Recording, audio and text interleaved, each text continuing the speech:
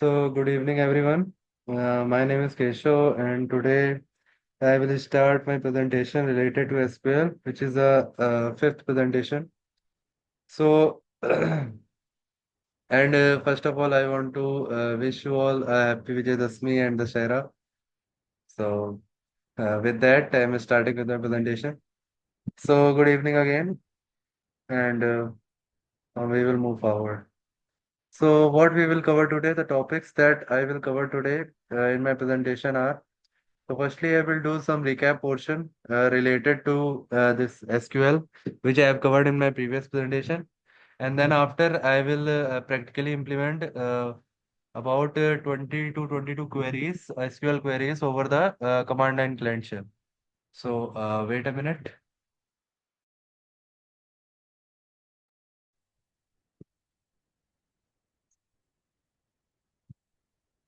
So before that, for covering the recap portion, I will move to my previous presentation, which is SQL 04. So in my previous presentation, I have covered the topics which are some important points and the functional dependency, type of functional dependency, and the last one is SQL commands or queries practice. So in my important points, I have revised some of the important points like what is data, what is information, what is database, what is relational database, what is database management system, what is relational database management system, and uh, and then after I have covered what is arity. Arity is just a number of attributes, fields, or columns, or and another name of arity is degree. And the next point is what is cardinality, what is relational schema, what is relational instance. So these are the important points that I've covered. Then after I've covered what is a functional dependency. So how can we say that an attribute X is functionally dependent to an attribute Y, where X and Y are both belongs to an relational schema. So this I have covered in a very brief in my previous presentation. So wait a minute. So this I have covered in my previous presentation, and then after I have covered some examples related to that. That how an given table where x and y is an attribute is functionally dependent to y or not. So this much I have covered. And the rest are some of the examples that I have given you to all for better understandings of the concepts. Then the next topics that I have covered in my previous presentation are what are the types of FDs, where FDs are called functional dependencies.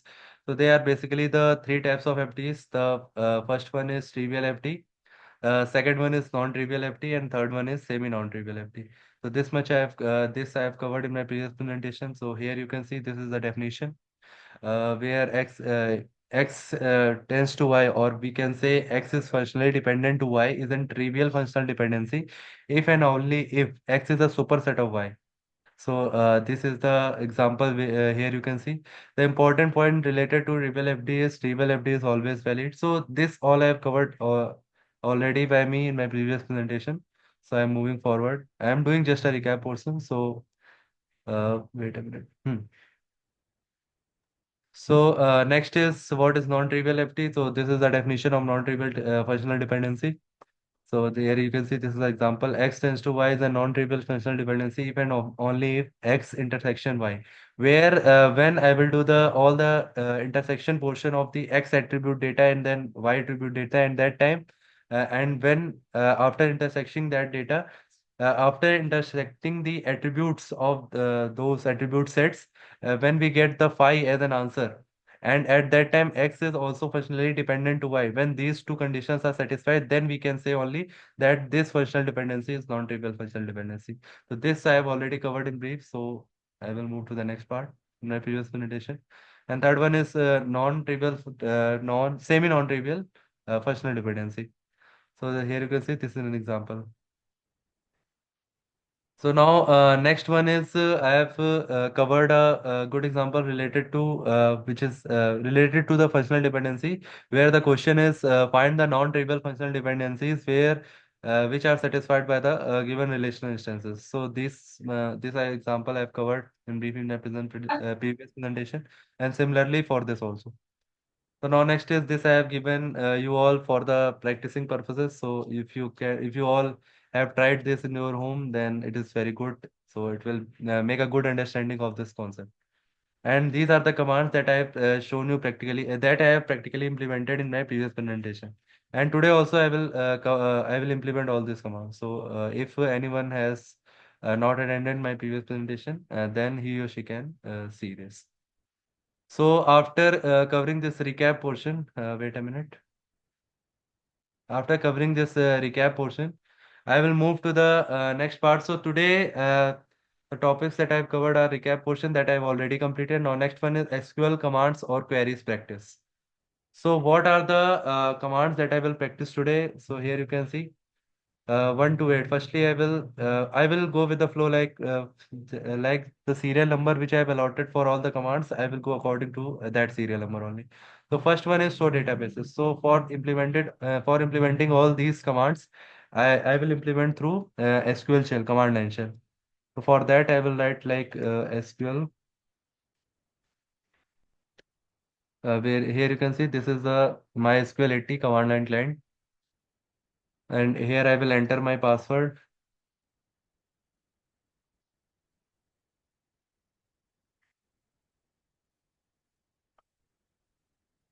I think it is stuck. Okay.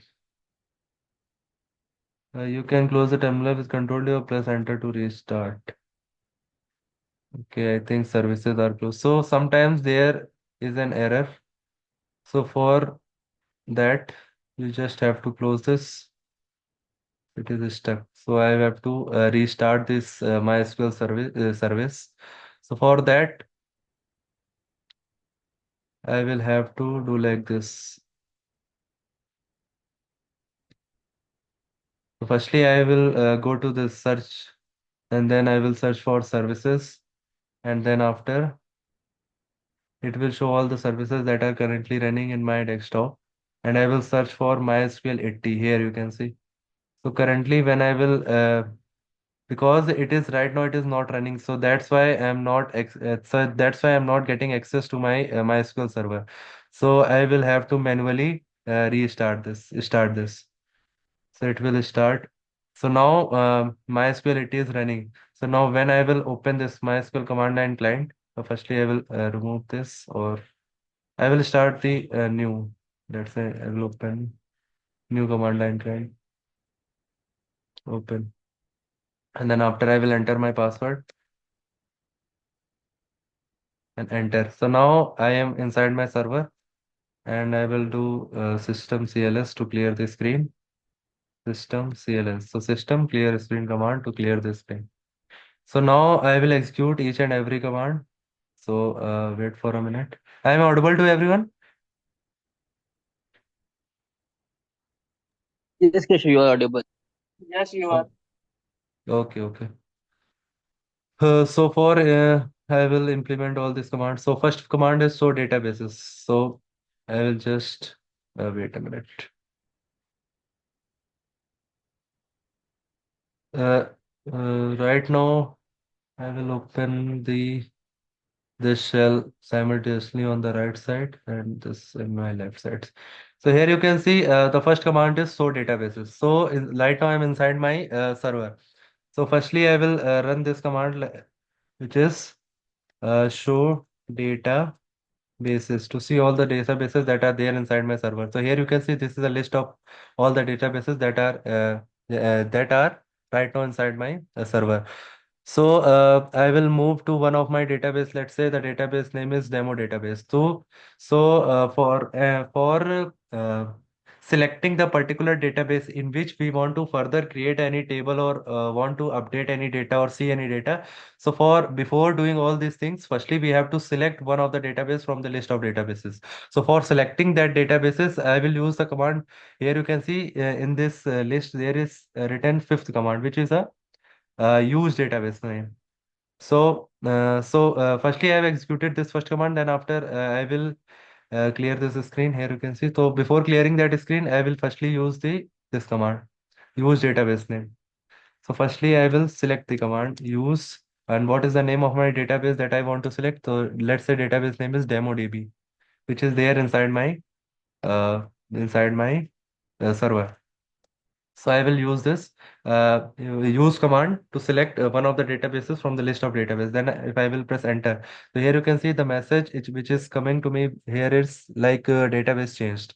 So now how we can now if I will run this like system CLS, then enter. So I have executed successfully. I have executed first command. Second command is system CLS, and fifth command use database name. And the third and fourth command I have already told you in my previous presentation. So how to create a database if the database is there inside our server or it is not already there inside my server.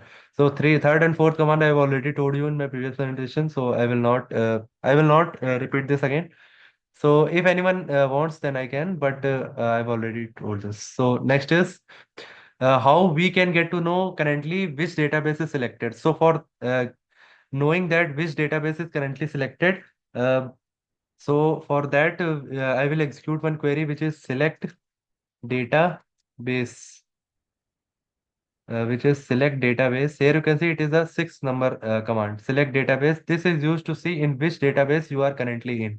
So as previously I have executed the command which is use demo DB for selecting the database. Now how we can get to know that that database is selected or not? So for getting for knowing that which database is selected currently, we will run this six command, which is select database. So select database and then parenthesis and then enter, then enter, then semicolon, then press up. Then after I will press enter.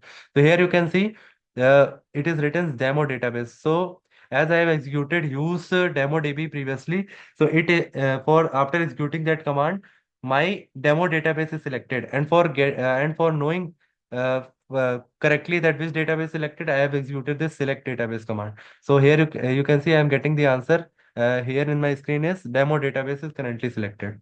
So this is how command number 6 will work. So I will again clear this screen out. So I will not clear. Now next is drop database and drop database if exist database name. Seventh and eighth command I have already executed in my previous presentation. From 1 to 8 I have already covered in my previous presentation. So I am just now revising the important ones which are there from 1 to 8. So if you want to see all these commands in brief, then you can see our videos, which is there in our YouTube channel named as source content. So from there you can see, but as I have already covered from 1 to 8, so I will not cover in brief again. So I will move to this next part. So next part here, from here, there are from here, from which is fourth slide. So from fourth slide, I have included some of the new commands that I will execute today. So first one is show tables. So right now I am inside this demo database. So to see how many tables are there inside this demo database, I will execute the command as show tables. So when I will write like show tables and when I will enter semicolon then enter. So here you can see inside this demo database there are two tables which are already there. The first table name is department and another table name is employee. So this is how we can check with that this show table command to see all the tables that are resides inside our database. So this is how command number 9 will work. Now so this is the way how we can see how many tables are there. So how we can so now next thing is how we can add a new table inside our database. So so for adding the new table inside our database, we have to use this command as create. So this is the way. Here you can see the command number 10 and 11. So these are the two ways by which you can create a table inside our database. So let's say I want to create a new table. So firstly, I will execute this 10 number command. So I will write like create and then table, create table and then name of the table. Let's say inside the demo database, I want to create one new table which is like student. Let's say table name is student, student, student. And then after I will open the parenthesis. And after opening the parenthesis, when I will press enter, then after I have to write some attributes. Let's say inside the student tables, what are the necessary attributes then that the students can hold? Can anyone try to give the answer of this?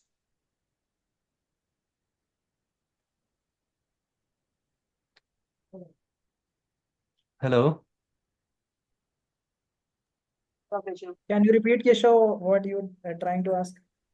I am saying that right now I am executing the command which is a create table and the name of the table is student. So in student tables there must be an attribute. So can anyone suggest me what can be the attributes for the class name as a student or the table name as a students?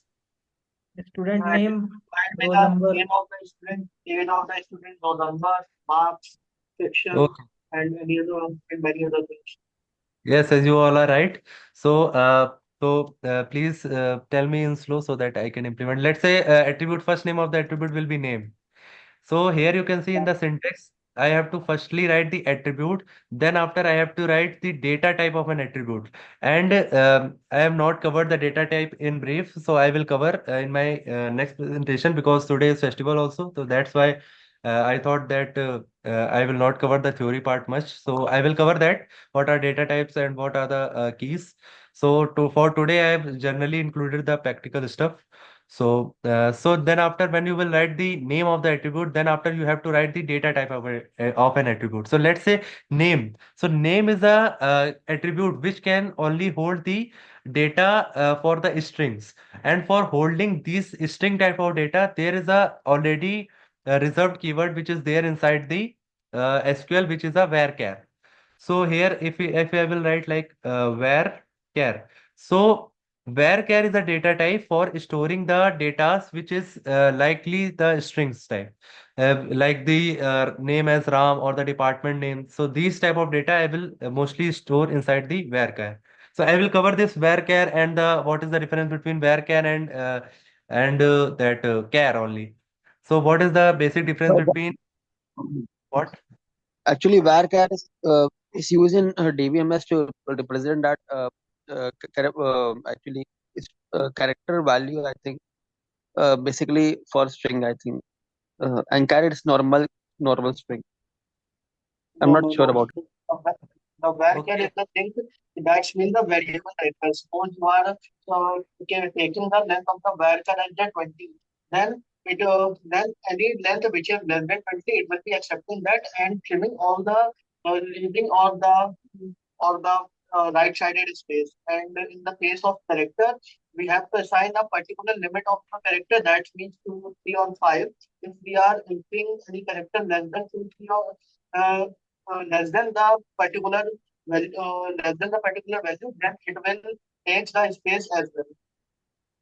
Yes, Pranjal, you are right. Yes, you are absolutely right, Vedant. And for you, I want to explain this concept again.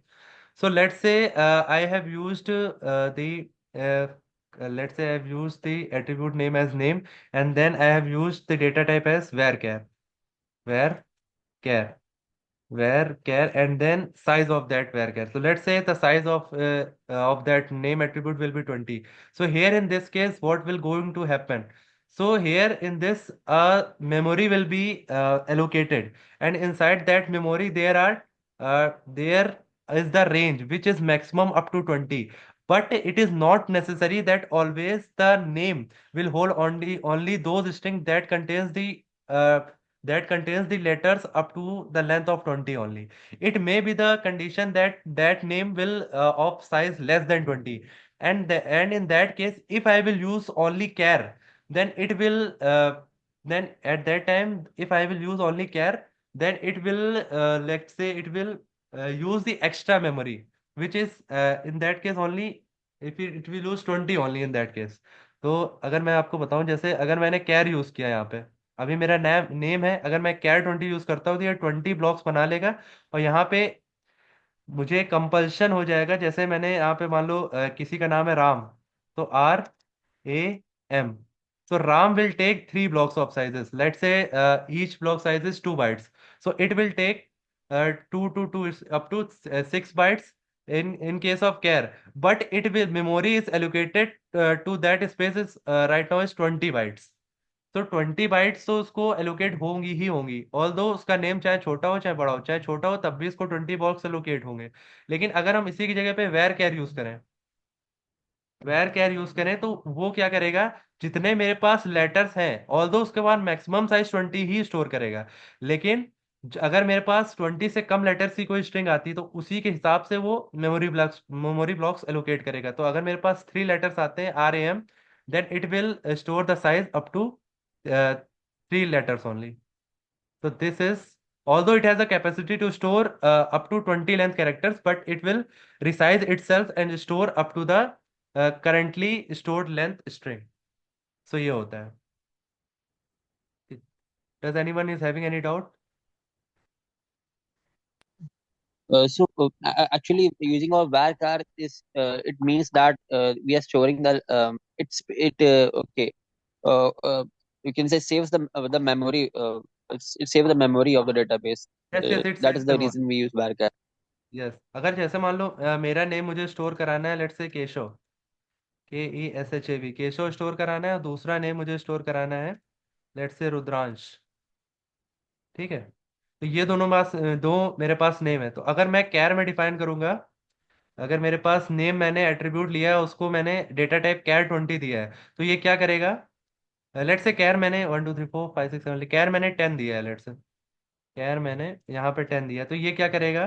सबसे पहले एक size allocate करेगा, memory size, जिसमें होगा ये कि ये मेरे पास 10 ब्लॉक्स बनेंगे। Wait a minute.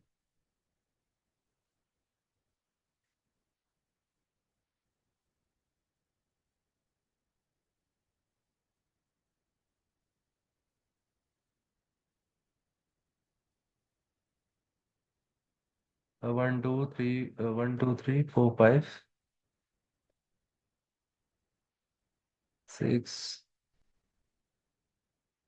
7, 1 2 3 4 5 6 7 8, and let's say ये 9 10 दो और होगा। 1 2 3 4 5 6 7 8 9, एंड देन वन मोर। हम्म तो एक मिनट।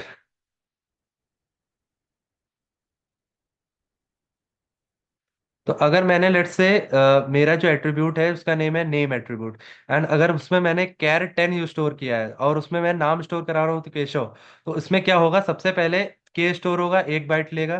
ठीक है, ई स्टोर होगा, 1 बाइट लेगा। ऐसे ही एस, ऐसे ही एच, ऐसे ही, wait a minute, A, and then V. So यहाँ पे आप लोग देख सकते हैं केशव नाम की जो स्ट्रिंग है उसमें 6 लेटर्स है, लेकिन उसने जो मेमोरी में कैपेसिटी ली है वो पूरी अप टू 10 बाइट्स ली है। अगर मैं एज्यूम कर रहा हूँ कि एक मेमोरी बिट की कैपेसिटी 1 बाइट है, तो ऑल्दो नेम उसका 6 बाइट का है, लेकिन उसने कैपेसिटी मेमोरी में अभी भी 10 बाइट्स ली है। यहाँ से देख सकते हैं, जैसे यहाँ से लेकर पूरी ये 10 बाइट्स ली है। लेकिन अगर हम यहीं पे वैर कैर लेते हैं, जैसे अगर यहाँ पे वैर कैर लें, वेट अ मिनट, तो यहाँ पे अगर मैंने वेर कैर ले लिया, तो वेर कैर में क्या होगा?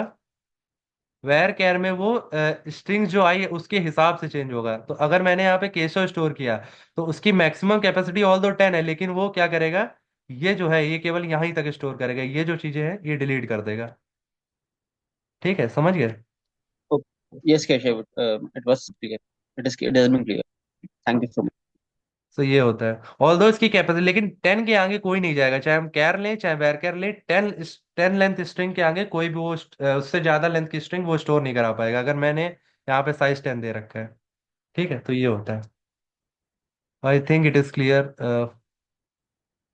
Yes, Keshav. Keshav, suppose we are decreasing the size of varchar, then but the our value is larger than that size. Then what changes could happen? it will not allow, database will not allow. If you try to store the Okay, string with greater than 10, then our database will not allow for that. okay, okay. Thank you so much. Yes. So anyone else wants to ask anything?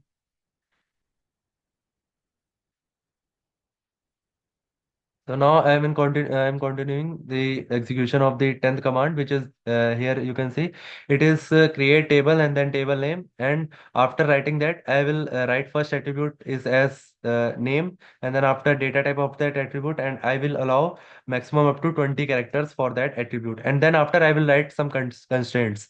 So I am not told you what are the constraints, but for now, let's assume the one of the constraint here in this case will be the primary key. So, but the name cannot be the primary key. Let's say it is a primary key. So PRIMARY primary key. The specialty of the primary key is that the data which is there inside the primary key will always be unique and it is not null.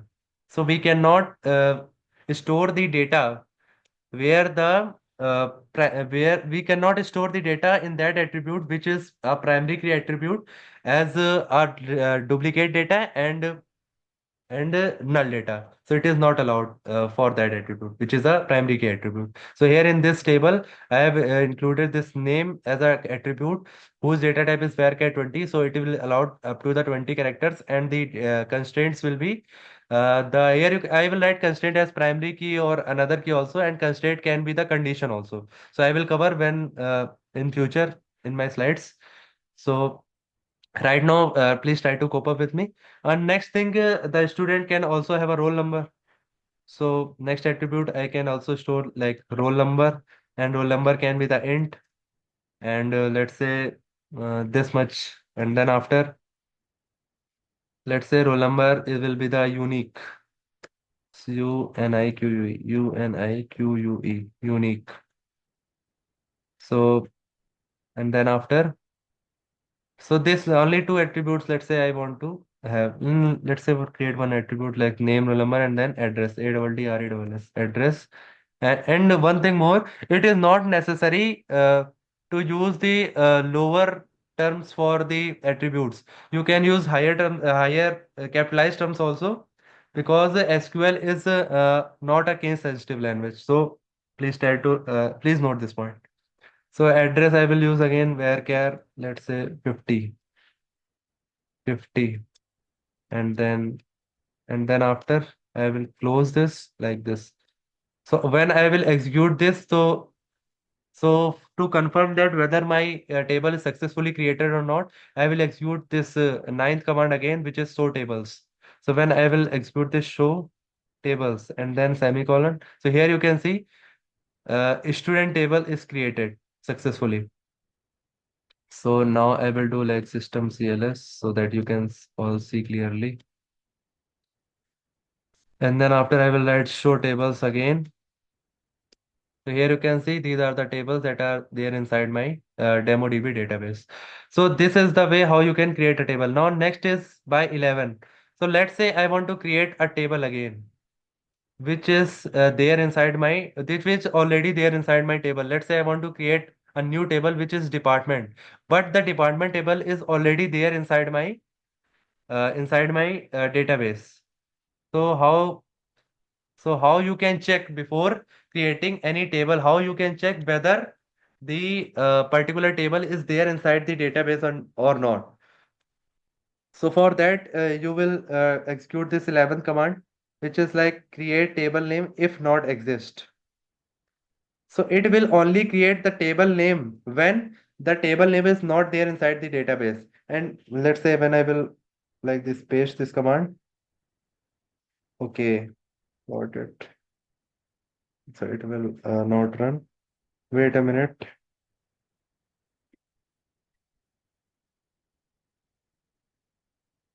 I will again like show tables.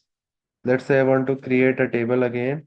Create table, which is already there inside my table section. So I will create like TEPART department, and I will also write before department, create this table only when that table is not there inside my database. So it will check before creating. So let's say if I will write if like this. Wait a minute. Here you can see it is written if not exists. So it will create that table only when that table is not there inside my database. So if not EXISTS, if not exist. But in my case, right now, this table is already there inside my database. So please notice when I will execute this command, it will not create any new table. So let's say attribute name will be, what can be the attribute in department? Like department ID will be the attribute. So I will write DEPART depart ID. and ID must be an integer, let's say, and the constraint will be the primary key. And next one is department name. So DEPART, department, DEPART, department name. That will be the varchar. And then after, let's say it will be the of maximum size 20. And department name must be unique. UNIQUE. I will cover this constraint part, primary key and unique key in brief later on, but right now just try to cope up with me. And then after I will do like this. So here you can see the table name department is already there inside my table. But when I will try to recreate this table again with the command called create, then when I will press enter, so it will say query okay, zero rows affected, and it will show me some other things also, like 0.04 second will take to execute this query. So here you can see department is already there inside my table. So when I will use like describe and then department, DEPARTMENT, describe department and then semicolon. So here you can see So here you can see when I have tried to create this department table again. So in that case, there I have declared one attribute called department ID, which is a primary key. But when I have executed this describe department, so right now it is showing that here you can see there is no any attribute with the name called department ID. Here there is an attribute which is called DID, DNAME and DLOC. So here you can see this is not the table which I actually want, because this table is actually the old table that is previously resides in my server. No new table is created right now after executing this query. So it will only create the table when the name of the table is already there. If the name of the table is not there inside the database, then after it will correctly execute. And if the table is already there inside the database, so it will just show the previous table only. So I think this command is clear.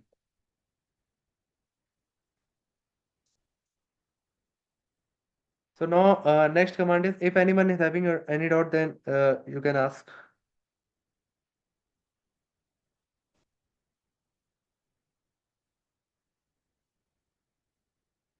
So now next command is describe table. So firstly for describe table is used to, here you can see, describes the properties of table attributes. So I have used just before my previous example.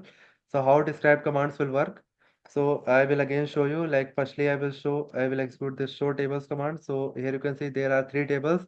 So for C, which attribute is holding which type of constraint or which type of properties, I will use the command called DESC table name or describe table name. So they both will work as same.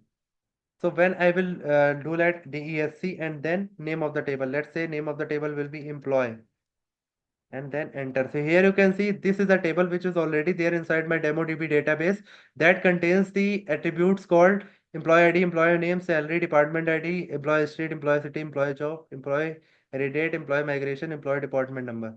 So with that type in the second attribute, as the employee ID is a integer type, employee name is a varchar 50 type, salary is of integer type, and rest all. Here you can see. And then it will also show that which attribute is a primary key attribute or which is a default attribute, what is the default value of those attributes. So for see the structure of already existing table which is there inside our database, we will execute this command called DESC employee, DESC employee or describe Keshav, employee. hello, Keshav, Yes, yes. hello. My question is that in your table, when you are describing the employee, there is a column name.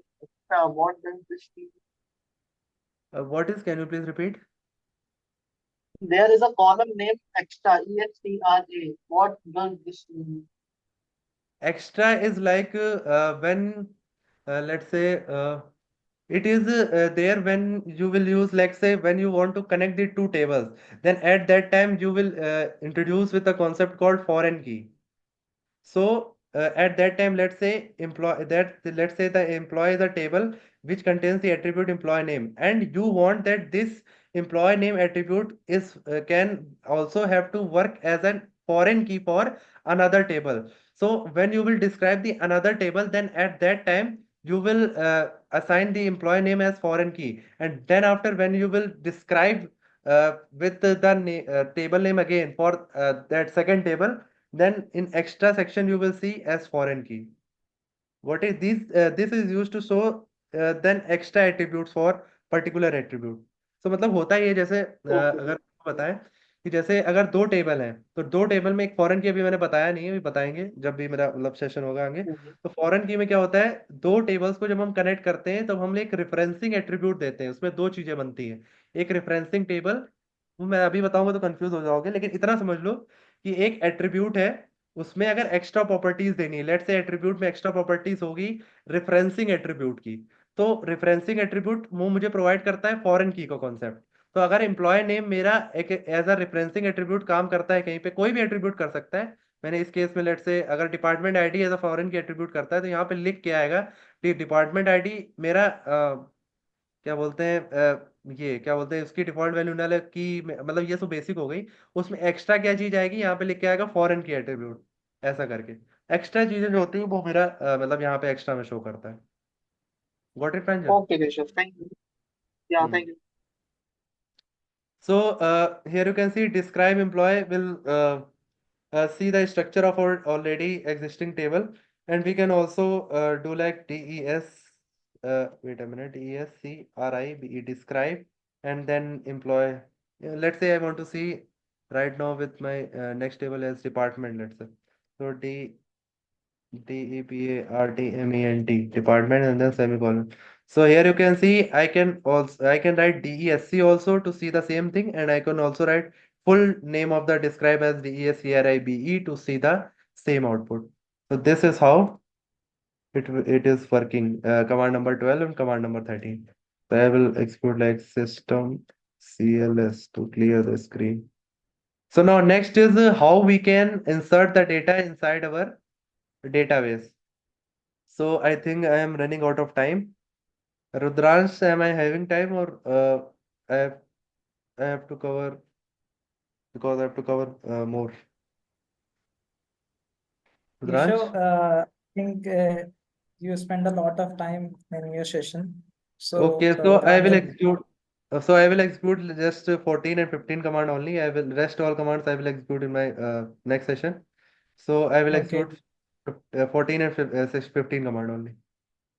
So let's say firstly I will see how many tables are there inside my database. So tables. So here you can see there are three tables. First one is department, second one is employee, and third one is student table. And in department table, let's say I want to see the structure. So DESC, DEPRT, department. Here you can see department name consists of three attributes. First one is department ID, department name, department location, and here department ID is the primary key.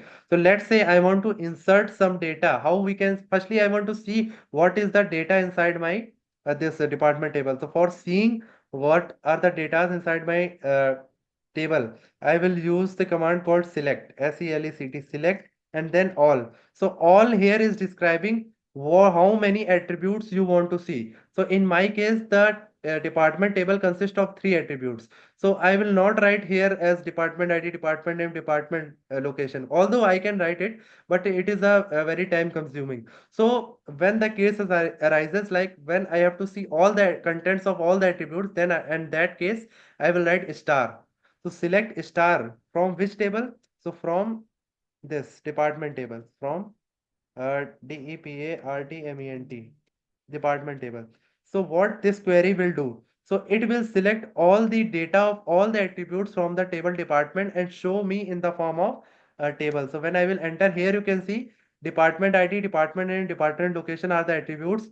And here you can see these are the department IDs 102, 103, 104, and this here you can see. So now let's say if I want to insert some new data inside this, what I have to say? Inside this department table. So, and for inserting the data, I will execute this 14 line command.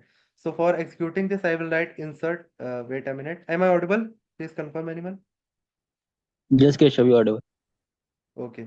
So now next is insert into. So insert into, in which table I want to insert? So I want to insert the data in this department table. So I will write like DEPART department.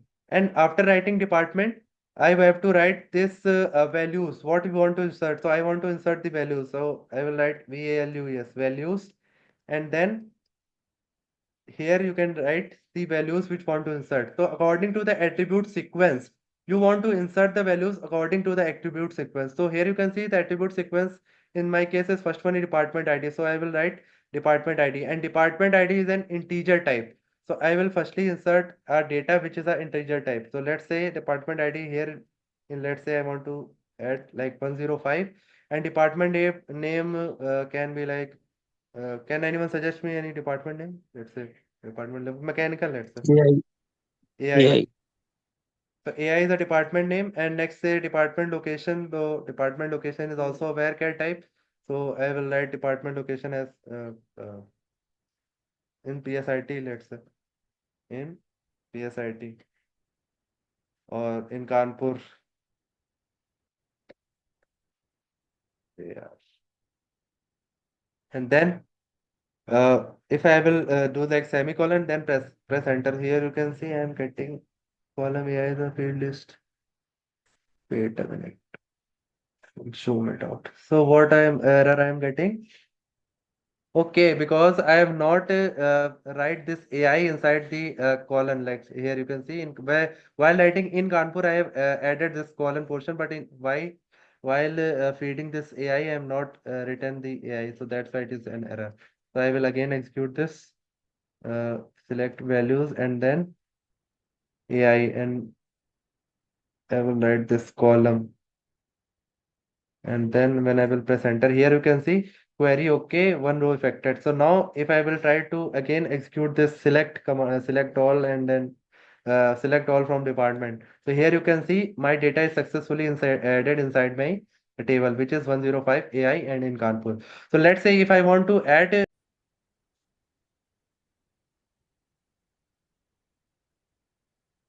guys, please confirm, are you able to see my screen? Yeah, you are audible as well as visible. Yes, Oh, yes. thank you. So here you can see I have successfully previously I have told how to when I have executed this insert into department values, and then after the value set will be 105 AI and then in Kanpur. So here you can see the data is successfully added in my table. So let's say if I want to see let's say I've already executed this. So here you can see this is the table. So let's say if I want to add a multi set of tuples, let's say multi values inside my table. So what at that time, at that case, what I will do? I will do like I will write again the whole command. So I will do like insert into, and then table name. So in which table I want to insert? Let's say the table name is department.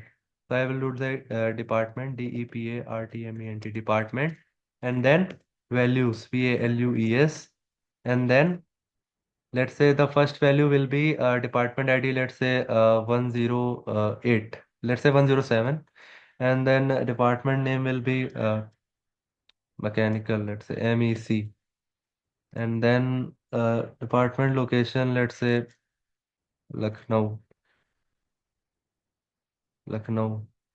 And while entering the first set of data, with that I can also add multiple sets like this. Here you can see 109, and let's say next department will be civil VIL, and then this will be let's say Barra. Okay, and then after I will do like semicolon, and here you can see successfully query executed. And when I will again execute this select all command, select all from department and enter. Here you can see my two sets of data is successfully added in my department table. There are other variations also for inserting the data inside the table, but I will due to the lack of time, I will cover that part in my future presentation. So right now I am ending with my presentation. Keshav, SYST. one thing Yes, I want to ask. yes, Vedant. Keshav, if for example, as you have had updated two or three columns in your table, but Yes, yes. in the same time, we are if we are including some duplicates value or same department ID, but the location is different or something. So what kind of variations would we have? देखो, होता ही है, जैसे जब हम कोई table define करते हैं, उसका स्ट्रक्चर डिफाइन करते हैं, तो उसमें जब हम एट्रीब्यूट्स डिफाइन करते हैं, तो एट्रीब्यूट्स के साथ हम उसके कंस्ट्रेंट्स भी डिफाइन कर देते हैं। जैसे अगर मैंने कोई टेबल लेट से क्रिएट करी स्टूडेंट नाम की, तो स्टूडेंट नाम की टेबल के अंदर एक स्टूडेंट आईडी नाम का एट्रीब्यूट होगा। उस एट्रीब्यूट के कोरोस्पॉन्डिंग उसका डेटा टाइप होगा, लेट से स्टूडेंट आईडी का डेटा टाइप है इंटीजर, ठीक है। तो उस एट्रीब्यूट के कोरोस्पॉन्डिंग एक कंस्ट्रेंट्स भी हम लोग लगाते हैं। कंस्ट्रेंट्स कैन बी प्राइमरी की, यूनिक की, नॉट नल, ये जो होते हैं ये कंस्ट्रेंट्स होते हैं। और एक ये कंस्ट्रेंट हो गए जो कि रिजर्व कीवर्ड टाइप कंस्ट्रेंट्स होते हैं। एक कंस्ट्रेंट्स होते हैं तुम्हारे जो वैल्यू को चेक करते हैं। लेट्स से अगर स्टूडेंट्स के अंदर एक और एट्रीब्यूट होता है एज नाम का, तो एज नाम के साथ हम डेटा टाइप लगाते हैं इंट, और उसके साथ जो एट्रीब्यूट लगाते हैं, लेट्स से हम चेक करते हैं कि स्टूडेंट्स वही अलाउड है कॉलेज में एडमिशन लेने के लिए जो 18 के अबव है। तो उस समय पे जो वो कंस्ट्रेंट्स होते हैं उनको बोलते हैं वैल्यू टाइप कंस्ट्रेंट्स, ठीक है। तो अगर हम कोई भी अपडेट या ऐसा कुछ करते हैं जो कि बाद में करते हैं उसके टेबल के स्ट्रक्चर डिफाइंड होने के बाद, तो जब हम उस समय पे अपडेट करते हैं या कुछ ऐड करते हैं, ऐसी कोई क्वेरीज परफॉर्म करते हैं, तो वो मेरा सबसे पहले कंस्ट्रेंट्स चेक करता है। अगर कोई भी मेरा कंस्ट्रेंट्स वह मतलब प्रॉपरली मतलब रिस्ट्रिक्ट कर रहा है डेटा ऐड करने के लिए, तो मेरा सिस्टम पे डेटा ऐड ही नहीं होगा। तो वो ऑलरेडी मतलब स्ट्रक्चर ही के टाइम हम लोग डिफाइन कर देते हैं, ठीक है, जिससे कि कोई मेरा Okay, बाद okay, में बाद में मेरी कोई दिक्कत ना है। तो ये होता है। बाकी जब हम कवर करेंगे अपडेट वगैरह, तो I will that time you will it will be very clear. So right now I am ending with my Keshav, session. okay, okay, Yes, okay, okay. Vedant, you can ask the doubts in my future presentation, but right now due to the lack of time I am ending with my session. Okay, Keshav. Okay. Okay. Thanks for the session. It was very interactive. Thank you, Vedant. So wait a minute, guys. Stop sharing screen. Yeah, so I'm going to start my session. So yes, Vedant, you can start with your session, and Rudrans, now you can act as a host now. It's Pranjal me, is Pranjal, man. going to start. Yes, yes. Start, Pranjal. Yeah, thanks. My screen is visible. Yes, it's Yes. well. Yeah, thank you. So, good evening, guys. Today it's the fifth lecture of our series. So, in the previous lecture, we have tried to make a form just like this, and we have achieved something like this. So, today we will be trying to complete all this styling and make this fully functional form. So, I'm going to start it. So, what are the things that I have already done? I have tried to make this nav bar I have shown in the previous session, and I have taken a div named as form section. And after that, there is a form tag because I am going to make the form, and I'm going to write a heading named as basic form.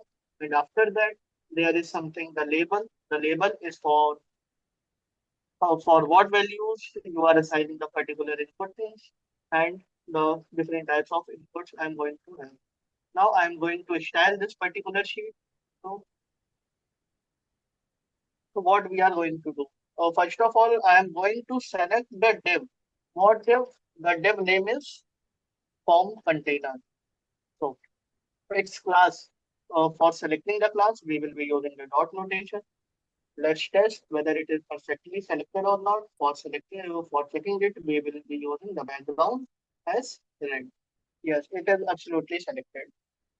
Now, what I'm going to do? I am going to give a particular height to this container. For giving the height will be about the 80%. Let's give the height as 80%. And after that, there will be a background color as well. The background color will be like a grayish kind of thing.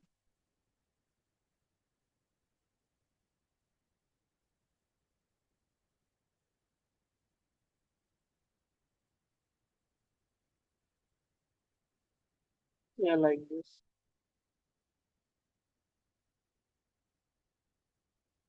After that, you are seeing that the name section, email section, password section, comment section are coming in a line. For what the reason it is coming in the line? So you can see it here. We are using the form tag and the label tag. These tags are the by default inline element. This is not a block level element. So we have to explicitly define that these elements are the block level elements. For defining that, I am selecting the form tag, and after the form tag, I am selecting the label tag and making this as display block. Display block. So you can see that this is the line by line element. You can see it here. And after that, what we are going to do it here, we will be going to define a particular height for that. The height length, the 100 pixels. It is Pra- giving the height for each level. So we, yeah, can you please yes, show yes, yes, project.html? I want to see one thing. yeah, sure. Uh, project where you have applied this please show project.css. Yeah, You have applied display block over form label. Okay, okay, got it. so Now form and continue. label. Yeah, thanks. After the form and label, what we are going to decide, we will be selecting a particular form tag. Why form tag? Because the form is defined within this, and we have to give particular spaces between that. For giving the spaces, we will be using the form tag. The form. After that, form, what we are going to do? What if I want to take this name as the center or any distance? I want to shift this name a little bit slide. So I will be using the text align center. It will taking the whole font as in the middle. So this is just for the show. We will not doing this. And in the form we will be selecting a particular height kind of thing. So we will be using the font size. The font size will be we will be trying with the 20 pixels. It is looking nice. And after that, we will be using the font weight. What about the font weight? Font weight is for the board and any. There are the values 100, 200, 300. That's using 300. And after that, what will be happening is we are using 400, 500, 600, 700. It will be using getting the bolder and bolder. So the defaulter value we will be using as the bold. Whatever I want to change the color of that, for changing the color, we will be using the color tag. And suppose I want to make the color as the blue, this is just for the testing level, it will become the blue, but we will be not making it blue because the black is looking nice. Now, what we are going to do? We are going to select a particular input tag. For the before selecting the input tag, we will be giving a particular margin left. The margin left will be about 10 pixels. Yeah, it will look nice. And after that, we will be selecting a particular input. What particular input? Because it is looking very bad. For selecting the input, we will be using a particular input tag. And after the input tag, first of all, I will be giving this width to as the 90%. I want this, the width should be covered in the whole web page. The width should be writing as the 90%. Yeah, you can see it here. It is the 90%, not 90. If I want to do the 95%, yes, it is looking good. Whatever you want to use this text area as well. So we can also use the text area at here. What happens? We have to use the comma as the separator. Yeah, you can see it here. It is looking like this. Now I am going to select the. Now I am going to giving such some styling within the input field. First of all, I will be giving the font size. The font size. The font size will be 20 pixels. Not 20 pixels. It is, yeah, it is 18, no, 16 pixels. Yeah, it is looking good. After that, the 16 pixel, I want to shift uh, this your comment kind of thing, your password and your this kind of thing a little bit right side. So I will be using a padding left as 10 pixels. So you can see it here. It is slightly shifted towards the right side. After that, if I want to give the color kind of thing, so I will be using the color as gray. Yeah, it is looking good. And font weight, sorry. The font weight will be bold. You can see it here. And after that, if I want to use some border kind of things, such as the rounded borders that we have done in the nav section and in the contact button, then we will be using the border radius. The border radius, it will be 4 pixels. Yeah, you can see it here. It is looking very nice. Now, what I want to do, I just want to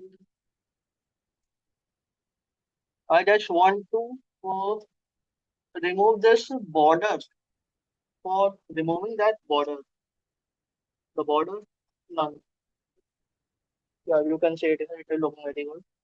And after that, we will be using the form, the padding, the 10 pixels. Yeah, it is looking good. 10 pixels, nice. We have used the heading kind of thing as the H2. It is inside the form.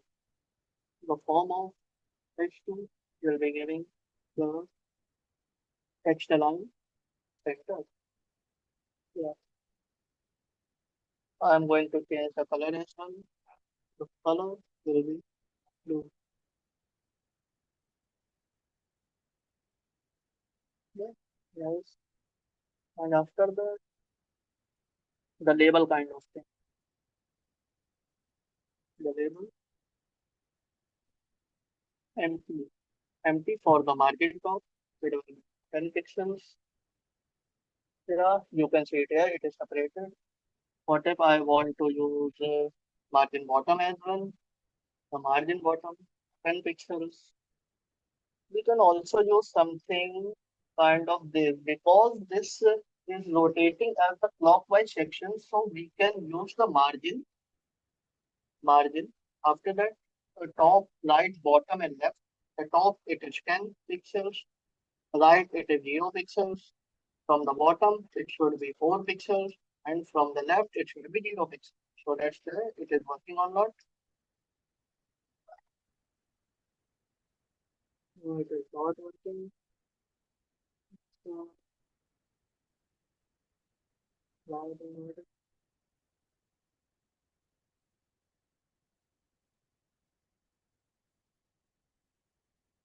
I think because of comma separated value. I don't know why, but we will be showing it as the hard coded as well. It should be 4 pixels. So it is getting some spaces in between them. So if I want to, if I want to style the input only. So for styling a particular input tag, we will be giving the height for the particular input tag. It will be 20 pixels. So it is not using the 30 pixels. Yeah, 30 pixels is quite good. Border radius there. Yeah, nice.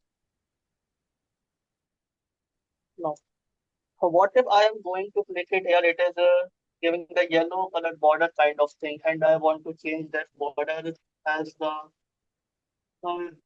user defined as well. So we will be doing on focus. Focus.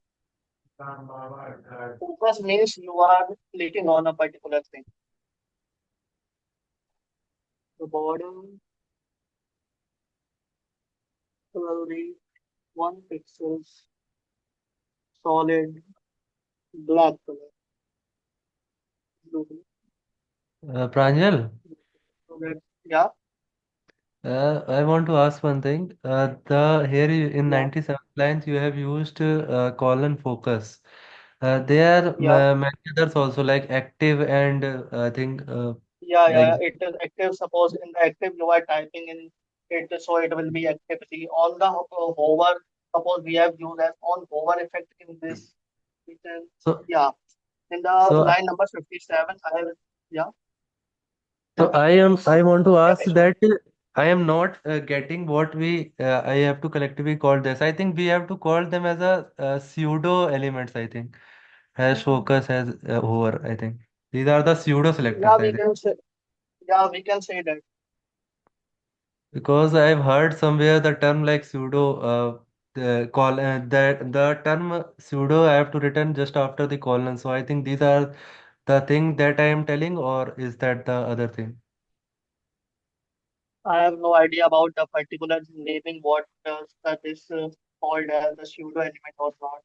So I can't Okay, say this. okay. Now you can continue. Yeah, thanks. So we can use the border color as well.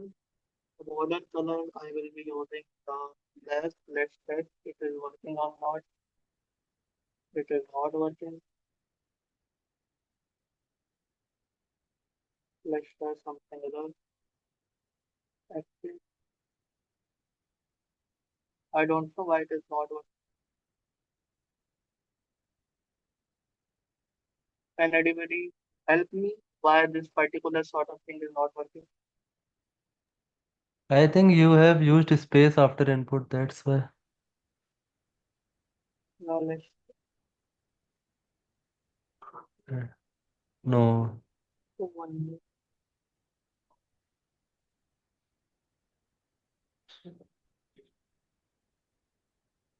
no, it's It is working. working, but it is not taking the border color.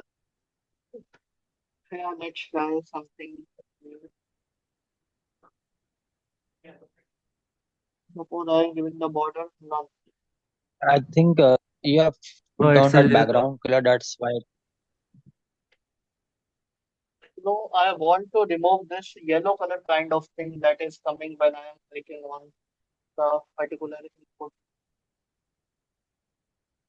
Okay. Whether it is having a new property, I don't remember right now.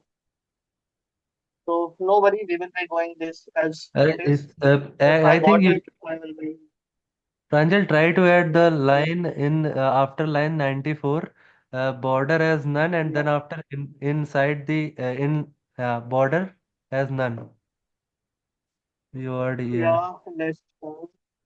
Yeah, border as maybe.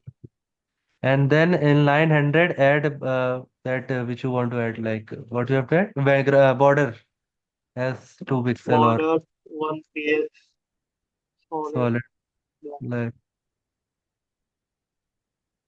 no, Yeah. it is not trying. So let's put it as it is. Just Now leave going right. to add some. Yeah, I'm leaving. So now I'm going to do some styling of the text area explicitly because somehow it is not taking the placeholder kind of thing. So let's see here. It is a placeholder. My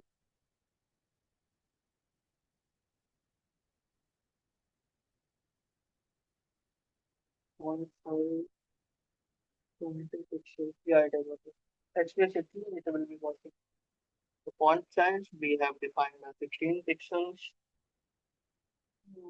We have to change a little bit. Yeah, it is looking nice. The form kind of thing. Let's see in the. Yeah, it is looking good. The button is coming that way, so we will be using VR kind of thing. Yeah, it is looking nice. We are using the div here. The div named form container. Let's use the width here. Width will be 80% and margin left will be 20%. And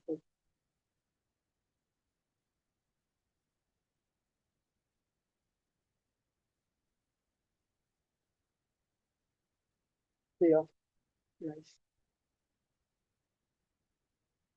Margin top, margin top. I want to 20 pixels, 40 pixels. Now let's see. Not 30. We will be using some kind of 50 pixels. Yeah, now it is looking good. Now, we have to decide something border kind of thing here also. So we will be using the border radius as the 4 pixels. Now it is giving some kind of rocket kind of thing. So it is nice. Before the button, let's do the art tag. Yeah, it's coming at the bottom on the next line. So uh, let's try to give the styling to the button kind of. The button we can use it button as well, but we will be not using because the context is also a button. So it will. So if we are be generalizing something as the button, so it will be giving us error. So we will be using hash btn because I have given this button kind of thing ID as btn. So I will be using hash btn. So very nice kind of thing uh, uh, for getting answer whether this particular element has been selected or not. We will be using a background for the dark color, red Angel, color. Yes, it is selected. Yeah, I have searched for that problem and I got one yeah, yeah, solution. In line yeah. number, in after line number 97, please include one line. Yes, Write all and then colon. No, no, all inside column after line 99. after 999. Yeah, okay. All All colon and then column unset. column. Unset. No, केवल single colon. Okay, 1 minute. Unset. And unset. Now try to hover Yeah, that and write one line okay. like input.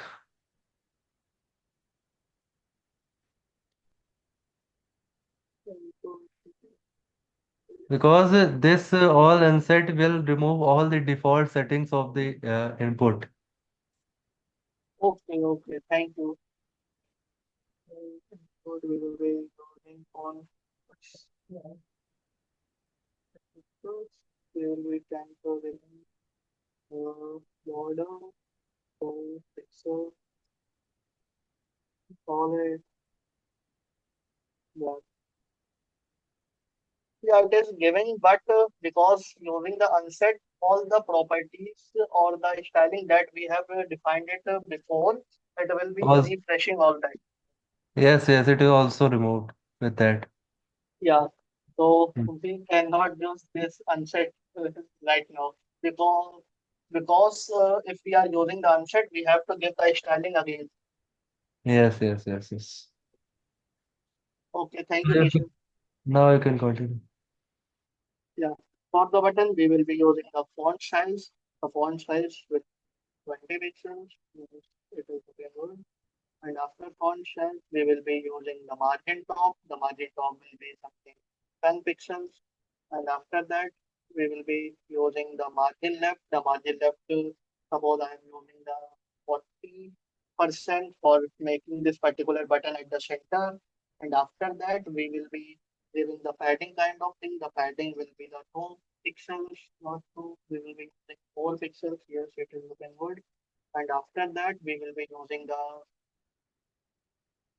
border radius, 4 pixels. Yes, border.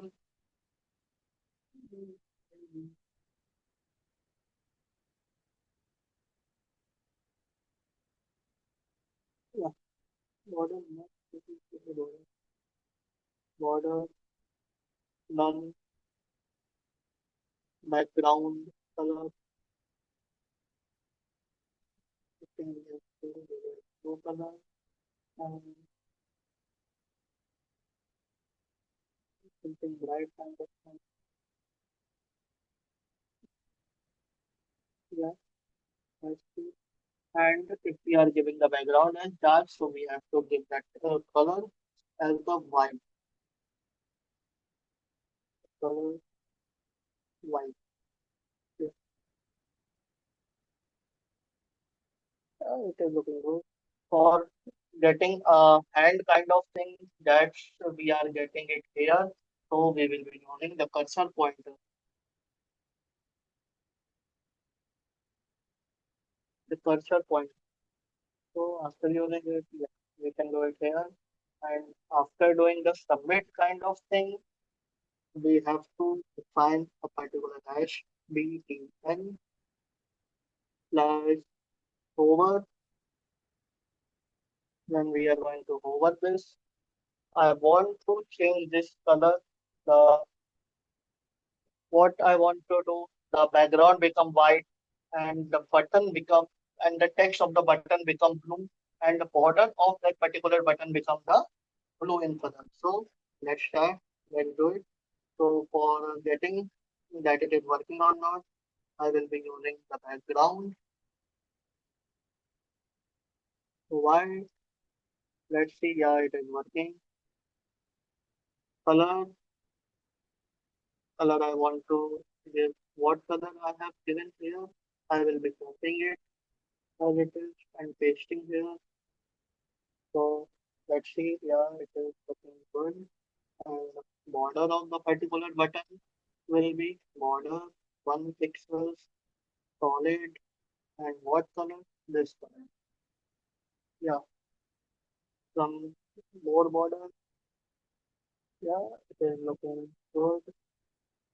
So suppose I want to increase the scale of this particular button whenever I am hovering it. So what we are doing? Transform scale Pranjal, to. Yeah, can you please explain me the use of this cursor pointer that you are treated in button yeah. I button have tag? used the cursor pointer because yeah, first of all, yeah. Whenever I am clicking on this particular submit button, you can see the arrow has been converted into the hand kind of thing. You can see. Okay, Keshav. Okay, oh, sorry. Okay, Pranjal. Thank you. So Understood. if I am making a commented, it will not changing. And when I have uncommented that, we will be using this kind of thing for giving the good UI for the user because he or she might know about this is a particular clickable kind of thing. Yeah, you can see it here Okay, whenever I am using the scale. So when you are hovering it, and it is getting enlarged in size. So what is transition? There is something transition. Why we are using transition? Transition is used to give how fast and how slow this particular changement has been done. So let's try to do it. Do that transition. There is something is 2 seconds. So let's see. Yeah, you can see it here. It is getting bigger within a 2 second. You can see I'm using the 1.2 second. Yeah, it is looking very good. You can write anything here. And for this, there is one problem. You can see it here that the content that I am writing here, it is also getting in a blue color. So what are the things that we have to change it here? So I have to change a particular kind of thing here as black. You get black here. And for styling this particular thing that your name, your email, your password, and your comment, let's see what it is. What it is. Your comment is placeholder. It is placeholder. It is placeholder. So what we are going to do it here? We are selecting this particular input, and then place one thing over. Just a minute, please.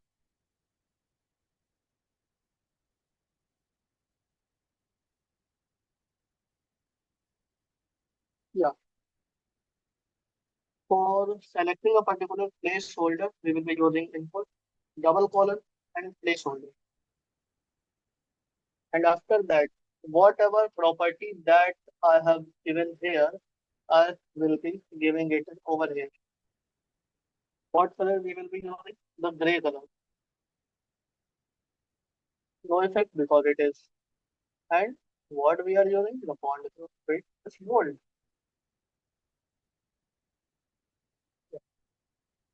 So the problem is solved.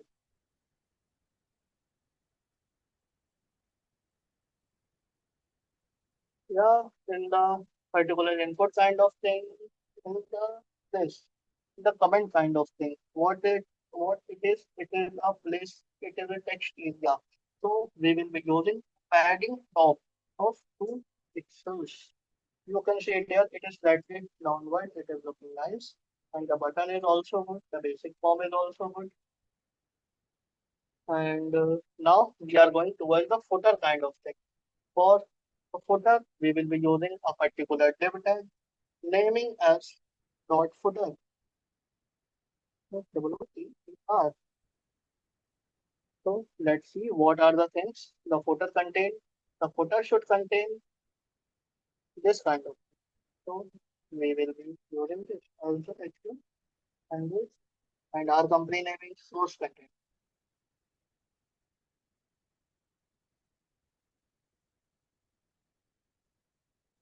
The source content we will be using H2 over here. So let's style this footer as well. For styling the footer, I will be using the dot footer. The background of that footer will be black and color. So the color kind of thing, the colors will be white.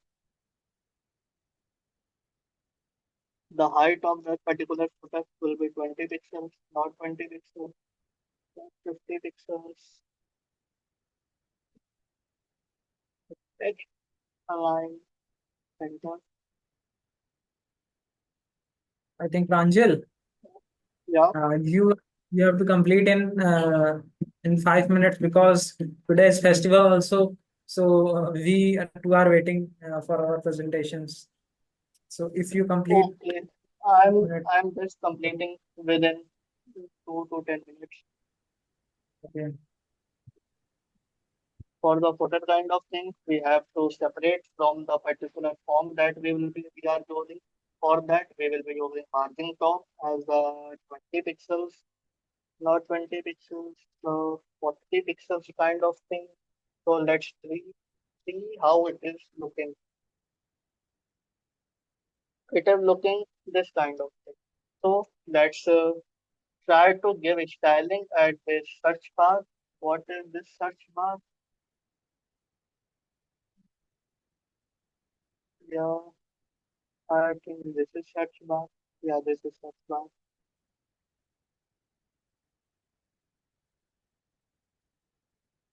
So,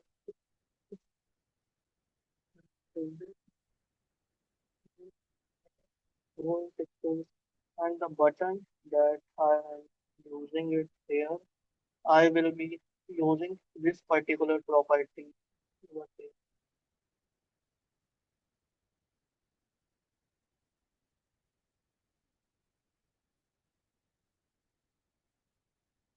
this is looking at the height I am using. I have to remove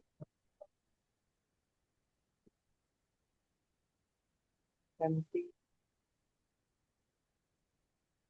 pixels and the four pixels. And the height I think should be 50. Adding the space to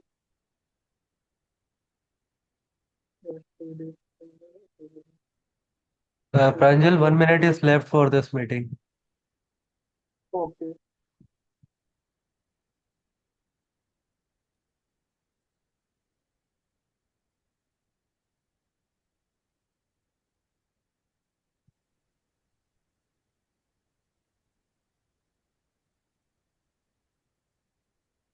So I'm stopping it here, and in the next section we will be completing this fully, and we will be going towards the next section also. So thank you. Thank you. So Keshav, create a new meeting, then we will join. Okay, leave this meeting.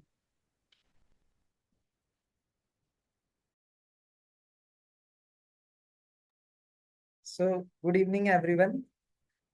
Today I'll start a new topic.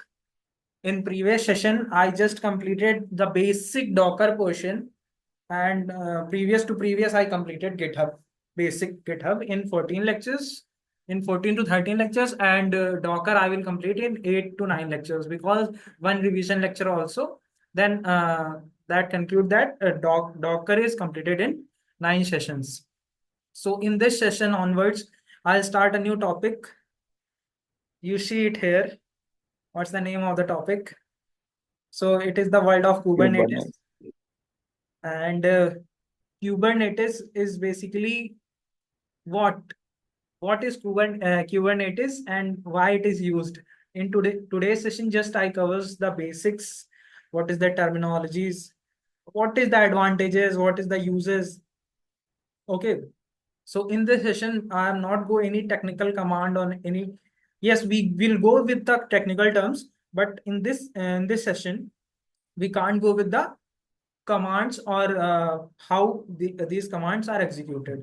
In today's session, just I will give you an abstract view of this Kubernetes. Okay. So anyone listen this name? What this Kubernetes done?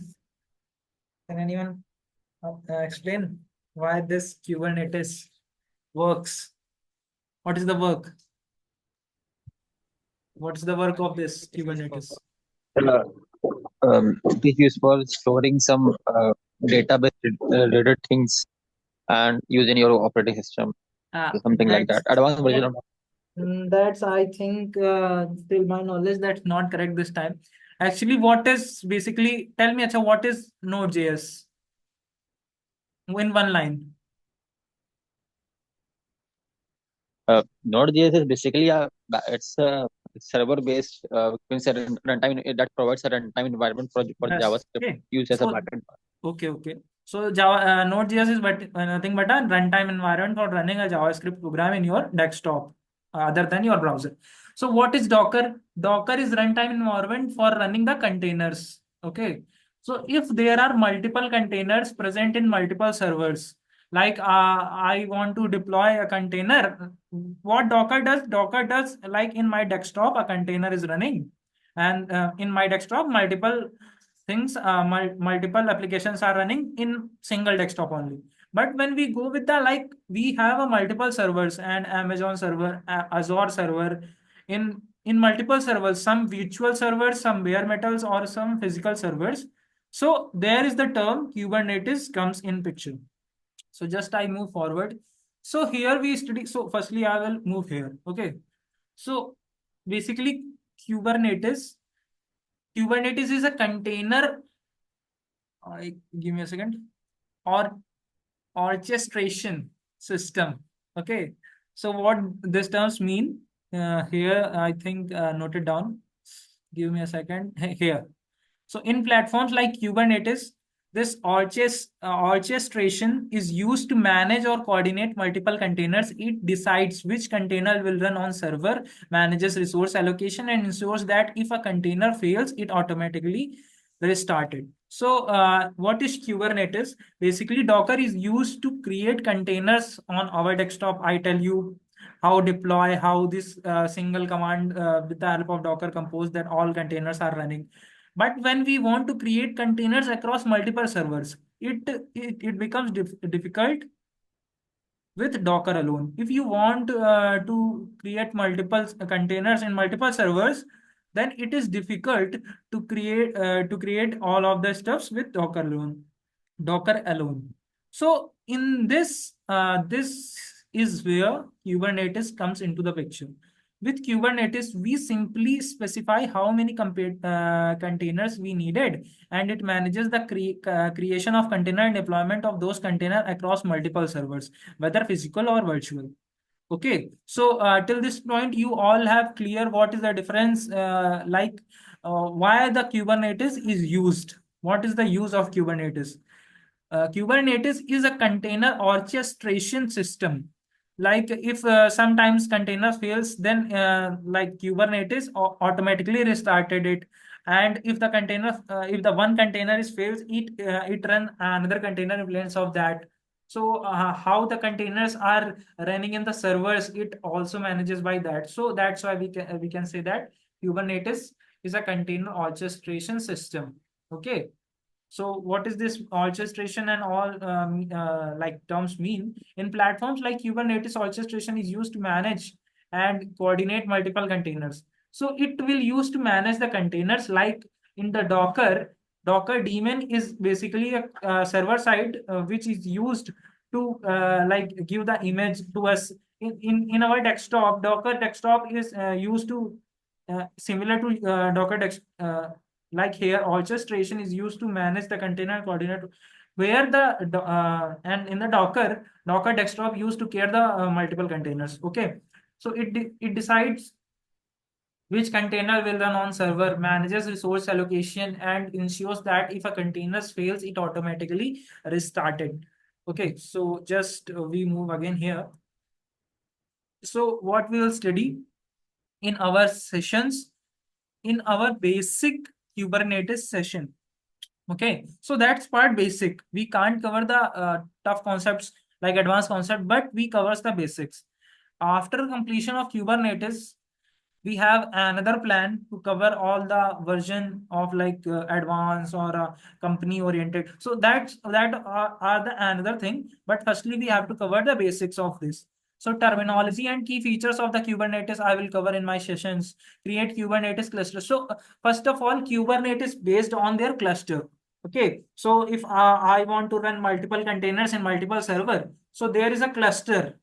Okay, there is a cluster where nodes are there in that cluster, and in the nodes there are multiple containers, and these nodes are located in different parts of our cities or countries. Okay, all around the world. Okay, so in Kubernetes, अगर हम लोग starting से आए तो Kubernetes is basically a cluster like a YAML file. In that YAML file, some configuration are there. So here in YAML, in the Kubernetes cluster, some nodes are there. First node here, first node here, and the location of these nodes is not on your physical device. The location of these nodes are across various countries. Okay, it will be consist in a cluster only, but the location of where it resides, like node, these are places on some different locations.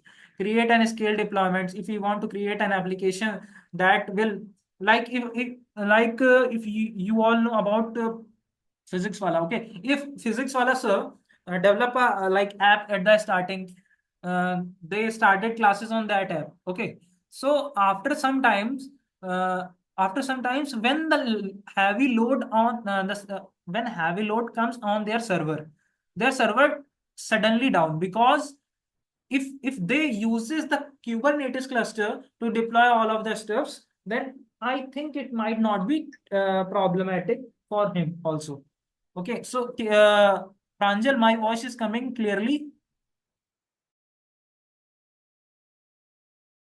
Yeah, your voice is clear. Okay, okay. So, so whatever I told you, like when there is a heavy server on your like heavy crowd on your server, then if you make a condition in Kubernetes cluster, it basically automates. If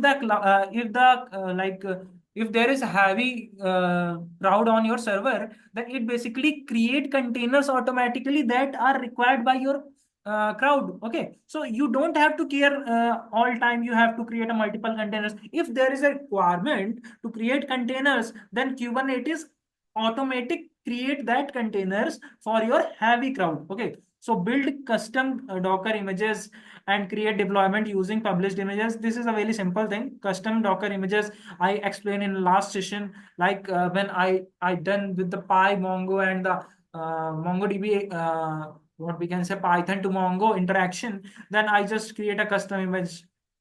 Okay, based on that image I run container. So create a deployment using published image. So firstly here, what we can do, we can create a custom image, then we can deploy this image into a Docker Hub portion. Then in Docker Hub portion, we just use that image, and like this image is based on my device, but that image is used by Kubernetes cluster, which is present uh, in another device, and my image, which the image which is created in my device, I just deploy it on the Docker Hub portion. So that person which is where so that person where in which there is a Kubernetes cluster, so that person take the image from the Docker Hub portion and use that image. Okay, so create service and deployment using YAML files.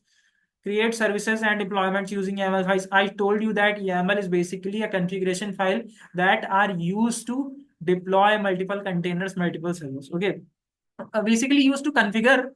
If I want to, if I want to make an application and I want to give a detail about how many services, which one of the components are associated in my I'm making an application in that the Docker is here, SQL is here, a Python to Mongo interaction is here, a database as like we can say services is here, many microservices is here. So all of these services are listed in a single file that is called YAML file. YAML is nothing but a configuration file where all these are attached. Okay, so connect different deployments together. If you want to connect in multiple servers, if you want to connect two applications, just use it, because these are deployed in the container, and we know how to connect the container. Change container runtime from Docker to CRIO.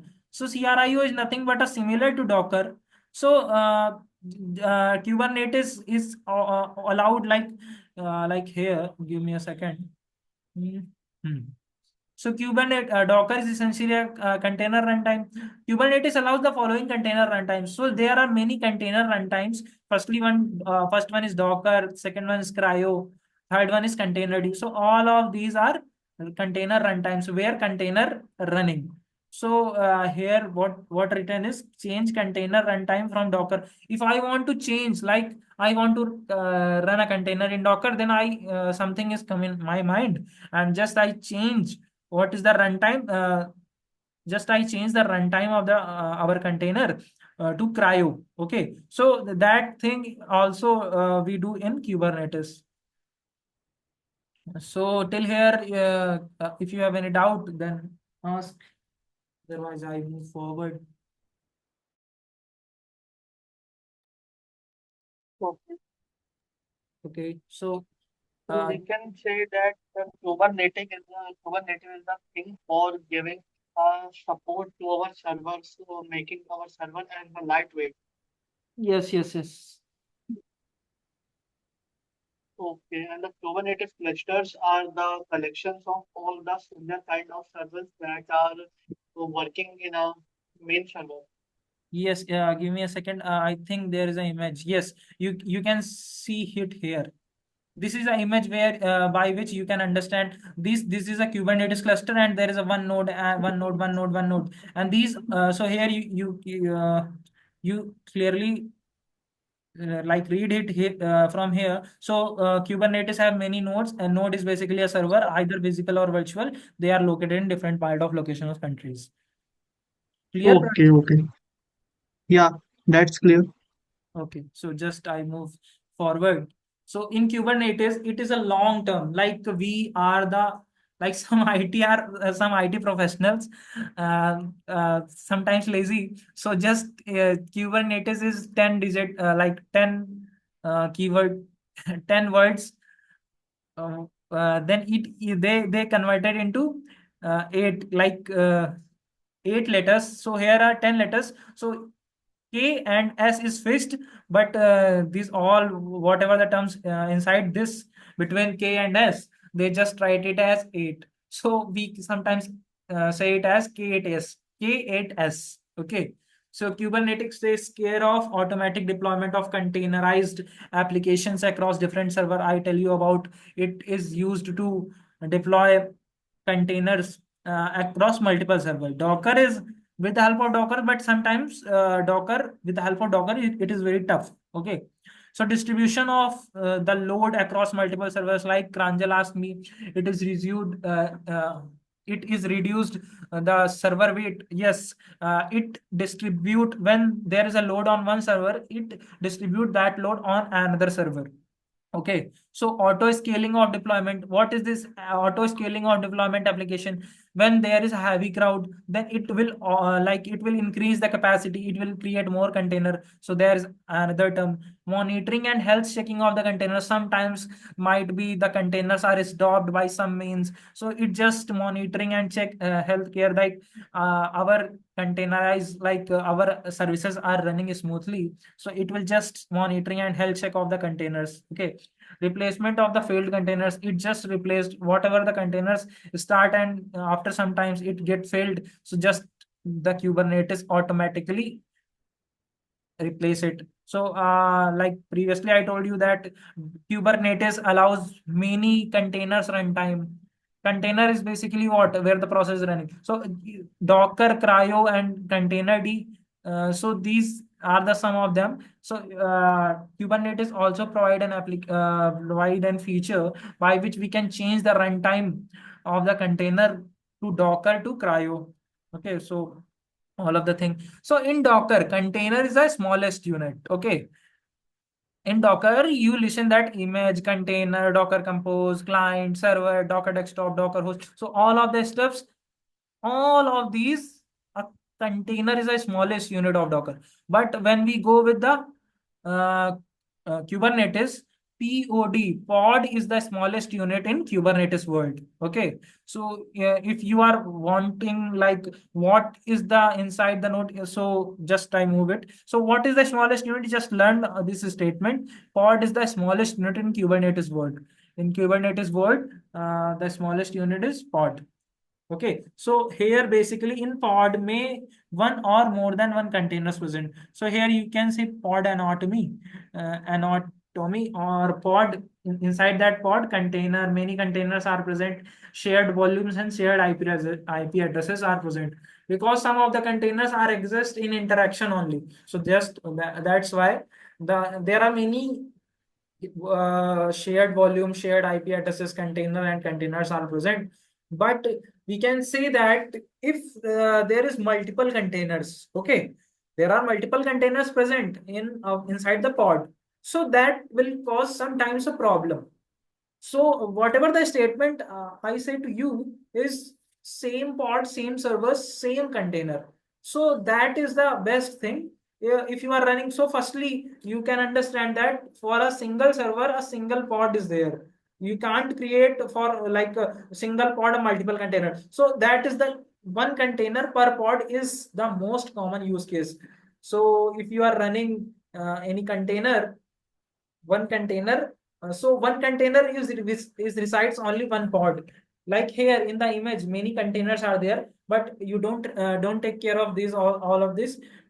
Usually we can yes, we can insert the containers inside the pod. Many containers we are inserted, but sometimes like generally we can't do this. Same pod, same server, and same container is a simple keyword, like you remember, and you will understand what I'm trying to say. Okay, so it is a good practice for developers, like single server, all of this. Okay, so just we move forward. So here comes picture. What is Kubernetes cluster? Inside the Kubernetes cluster, many nodes are present. Okay, so Kubernetes have many nodes. Node is basically a server, either physical or virtual. Like my device is also a server. They are located different part of location or countries. Okay, so that thing must be clear. Like in a single YAML file, all of the configuration is there. So that similar type a Kubernetes cluster is there, and the nodes, like in a linked list you listen about nodes. So in the first node, the node which is first is come from another country, the location it resides is another, and the second node is another. So that is the thing where Kubernetes cluster come into the picture. So smallest unit of Kubernetes is pod. Okay, Inside pod containers are there. So here is a simple, inside that node, what is the thing? Inside that node, pod is here. Okay. Okay. So inside that node, pod is here. There are many pods inside that node. And for every pod, there is many containers. But generally, a good practice is you can decide one container inside the pod. Okay. Smallest unit of Kubernetes is pod. Inside pod containers, inside pod containers are there. Okay. So there is a comma, which I like. Give me a second.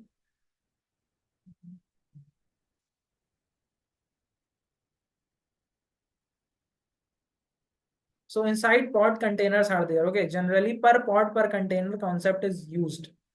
We have to create clusters of node. After that, Kubernetes automatically deployed what? Automatically deploy pod. बस हमको क्या करना है कि हमको एक cluster of nodes create करना है, मगर मतलब बहुत सारे नोड्स को मिला के एक क्लस्टर क्रिएट करना है. After that pod creation is automatically done by the Kubernetes. So it is the simple thing. So another architecture is coming, that is the master node and worker node. Okay, so here you see that there are many nodes are present, one nodes, many nodes are present. So in between all of them, some nodes like some of node is used as a master node. Okay, so what is master node?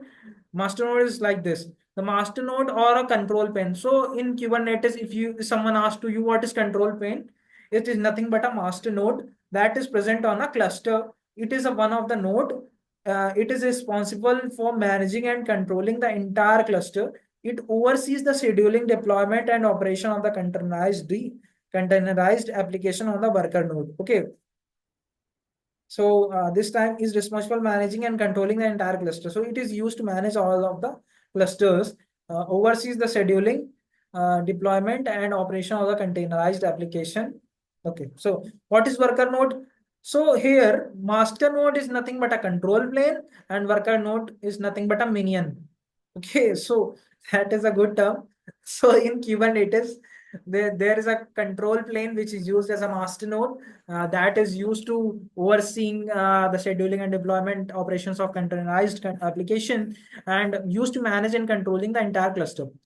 So what is worker node? Worker node will term as a minion, is where the actual workloads run. So in master node, there is no container are running because the worker node has to work, not master node works. Okay, so is where the actual workload run. The worker nodes are responsible for running and managing containers such as Docker containers, yes, that are deployed by the Kubernetes master node. So master node will assign and deploy the containers inside the worker node and takes all of the care. Okay, so just we move it here. So till here, if you have any doubt, actually this is a beginning of Kubernetes. So if you have any doubt with any concept like this term and all of the stuffs which I tell you here, then you are feel free to ask it. Guys, any doubt? No doubt. Okay. Vedant, if you have any doubt, then ask. It's all right right now. Okay. Can you please do the practical implementation so we can move?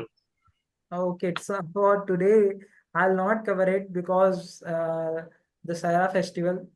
So in next session, I just started the, because of the theoretical part is also must required. If you can't understand the abstract view like this master node and this architecture, and if you doesn't know about the what is the Kubernetes cluster, so it is basically a consist of node. And what is node? Node, inside that node there is many pod, and in what is pod? Inside their pod there are many containers present. So all of these things are interrelated.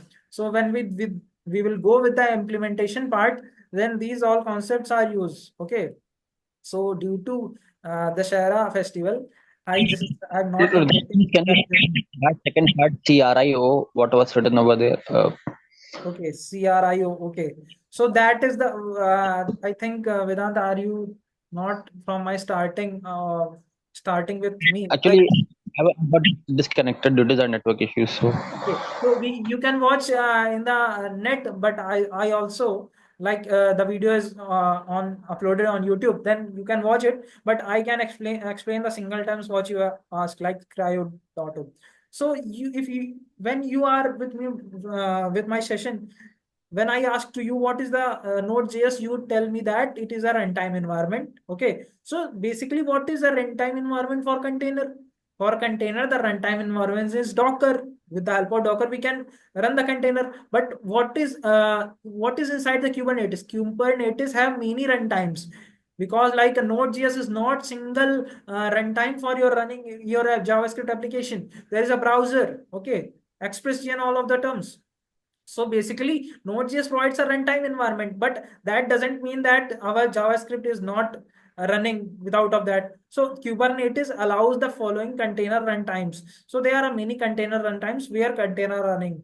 So Docker, with the help of Docker, we can run a container. CRIO, with the help of this, we can run a container. So these are basically an environment. In these environment are present by which we can run a container. Clear? and for running its command, do we have to install Docker itself, and or we have to install something else also? No. For Docker, like if you are go with the Docker runtime, then you just install Docker. If you are go with the CRIO runtime, then CRIO you have to install. Then if you are with container D, then you will install the container D. These all are Okay, Rudra. but they provide the basically process your container and used to running the containers.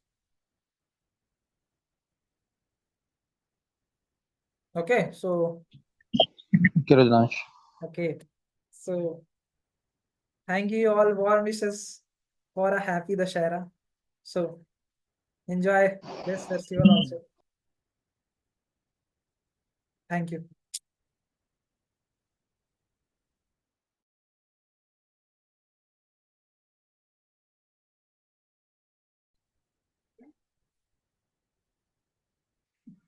So very good evening, everyone. In the last session, I had started about the lecture 6 of Node.js. In that lecture, what I had discussed some of the part in this particular presentation. I had discussed some of the part, for example, the 50% part, and I said that this is the part I will be covering you in the session. So today, so whatever we will be studying today, most probably we are wrapping up with the modules. So since the modules are the most you can say essential part of our Node.js you can say lectures in this playlist. So we had covered many other things in Node.js. For example, I had discussed about how to you can say add up a function. So already we're running with a shortage of time due to the festival. So the thing is, we had covered all these things previously. That I you can say I I I told you people how to design the code, how to export one file to another file, and what is the use case of using all these things. So there were many things that I had explained it already, and now even now I have to explore more in this today's session. So if you people if someone had attended my session, or if someone had seen my recording in the YouTube channel, they might be understanding that till I had covered till the slide number 24 or 25. But if you people want, so but then also I will be revising up it from slide number 20, 20th slide. Since there should be no confusion at understanding the basic concept. Okay. So let me start, and if you please ensure me that my screen is visible perfectly or not. Okay. So what I discussed that we were creating two files. The first file is name, and the second file was named as math. So at one file we were creating our operations, and we were for example addition subtractions, and at the another file that is for example subsequently known as name.js, there we were there we will showing that how to you can say use that function, how to use that particular functions that we had created over there in the mat.js file. Let me revise here up in the all over part that we had created a function as add, then we had created a function as subtract, and in that particular file also that where we are doing these mathematical operations, we are using the concept of exports. That is the key concept, or you can say heart of this today's session. So basically, what is the what modules teaches us and what is the use case of a module, that it helps us to understand how we export from one file to another file, a function of operations from one file to another file. For example, I had created one function as an add, and you can, if you can see, I had created a function as an add, and that add function, I passed the values and I was returning up the parameters, and subsequently I had created one more function as subtract there, and in the file besides over there that was named as name.js, there I was using some const math. For example, I was creating the whole you can say basic javascript code to export it, but actually we have to use this export, you can say export, you can say operation at math file. Since you can see in the terminal itself, when I'm starting my code, it is showing me function subtract, and in my production code, function subtract and function, and you can say the math values is also coming as 5. As you can see over here, the math value is 5. It is showing me as math value is 5. So, but one the thing that has to be initialized, that you people have to understand, that it could be 6 also.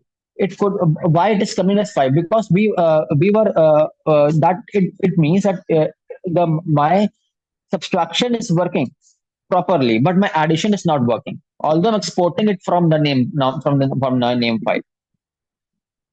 So why it has been happening over here? So I had already discussed all these things, that that is there is a concept known as method overriding in Node.js, basically in JavaScript. When we operate the functions of JavaScript, there's a concept of method overriding. You people have heard this concept. It's not a very new concept. You people might have heard over there in your you can say Java, in object-oriented Java, and OOPS in Java, and you can say Python also. Other programming languages have this concept. It's not a new thing, but how it is working at Node.js, since we wanted to export two functions, that is addition and subtraction function. So that is the reason that in model.exports, under it we have created two functions as an addition and subtraction. So while we had created two functions over there as an addition, as an subtraction, so add function add, subtract function subtract. So there only we so while doing this, we can you can say we can resist our code from providing this method overriding part. So that is all over the case. Okay, if people have understood it well, then you can, if you not, you can ask me. So let me show you this name.js file. That there was a simple concept. If there is an if there is a file and there is a b file, and in a file you are creating that environment to execute the operations of another directory of another file. So you have to first mention the directory over there. Although I've stated these things earlier also, but you have to state those particular directory, and in that particular directory you have to execute that what kind of directory, and even what's, for example, you are when you are printing the whole statement, for example you are printing that math value is, then you have to mention the value over there for in math. For example, I have took the keyword as const and took the variable as math. So I was using, it's about the variable. I took the variable as math. You can take the variable as Vedant also. It's not a problem. You can take your own name also, and you can pass up the values. For example, Rudransh, if you're there in the meeting, you were asking me in the last session that I told you also in the last session, also in the last session also, that in the last session you were not there. In the last session, we were not having the time.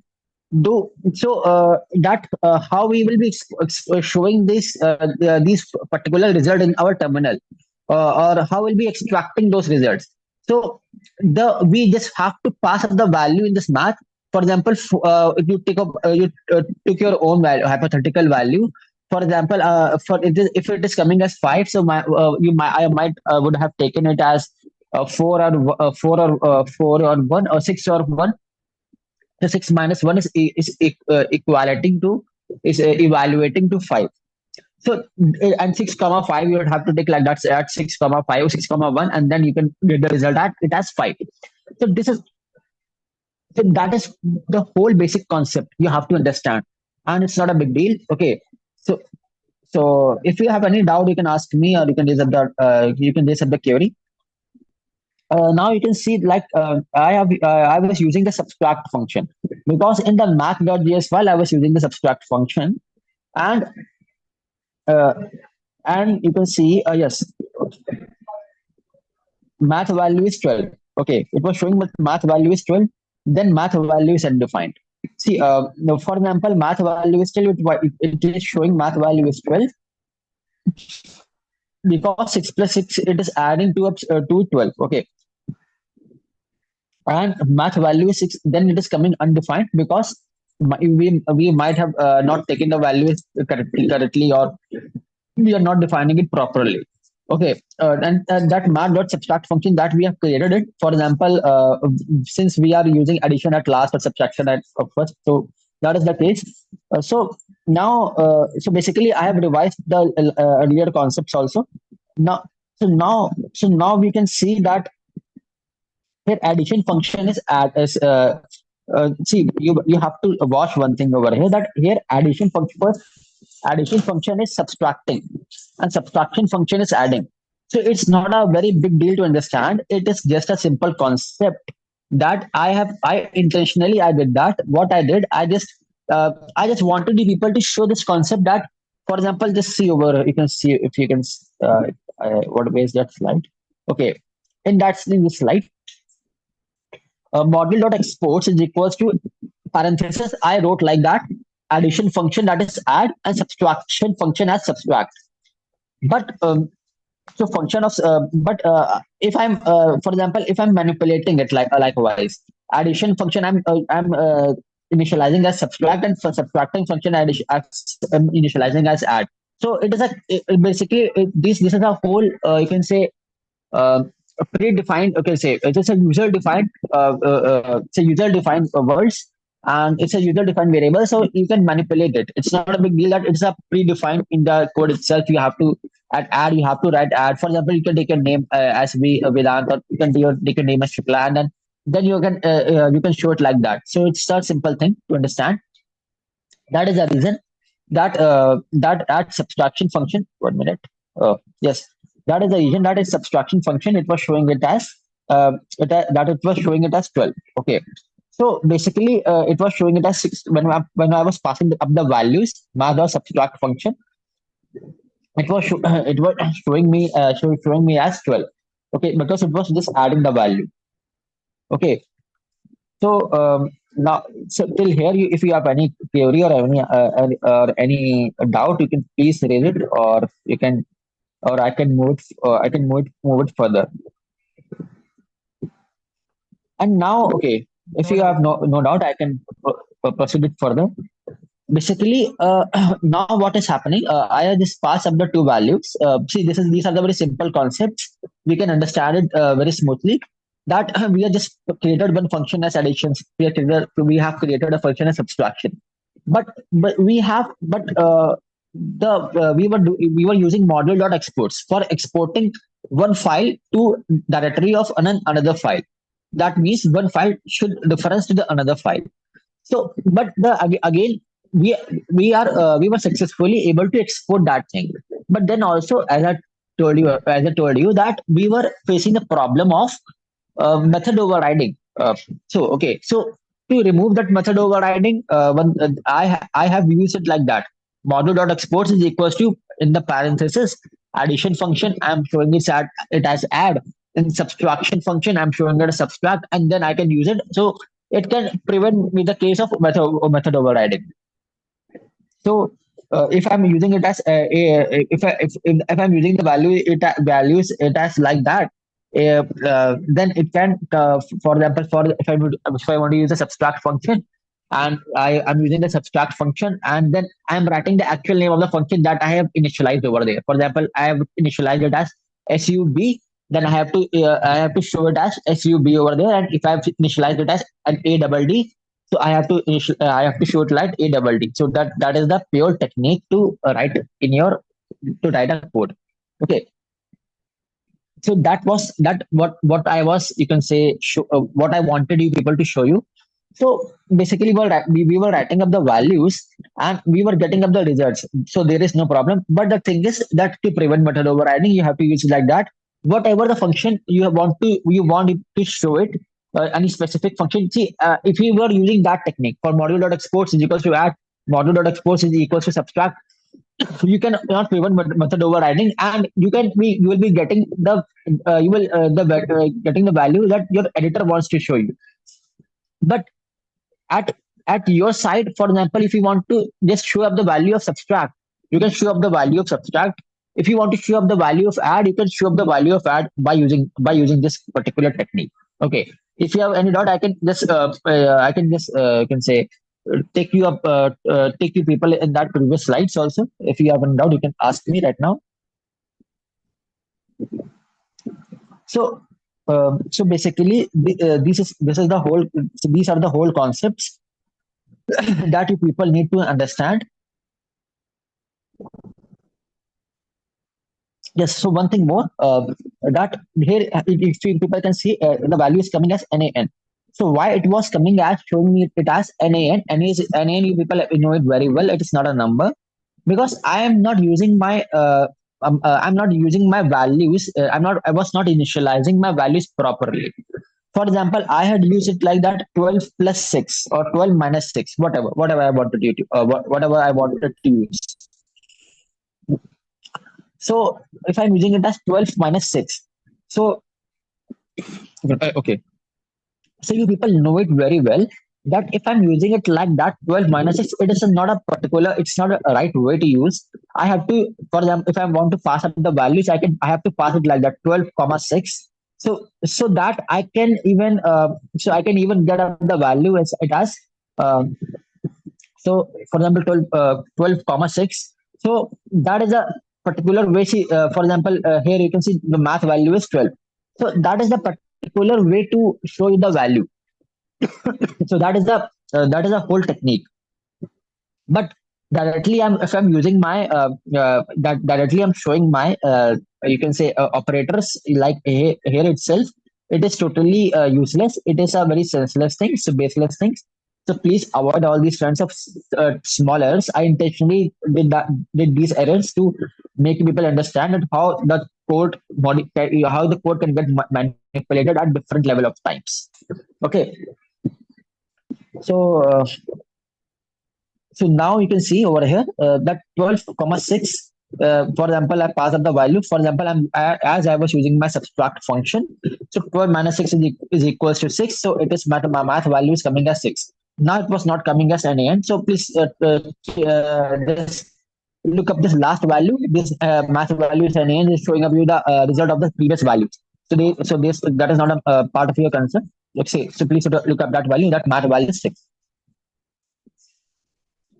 So now you people have understand this thing, that how the code can get manipulated if you are doing this, if you're not if you're doing those small errors. Okay. One thing more that you people have to understand, that uh, for example, I pass up the values that pass up the values in the name.ds file, and then if I'm not using it correctly, so it might be showing you that it is undefined or something like that. But so if you want to use it correctly, you have to provide a name as name in a correct order. That is, add, if the function is as an add, you have to make it as an add, and if it's a subtract, you have to make it as subtract. so you cannot manipulate it. So to avoid kind of error, so you can see all the results. You can say uh, 6, it is coming as 6. 12 minus 6 is equals to 6, and 6 minus 6 is equals to 0. And that is what it is. Then that is how.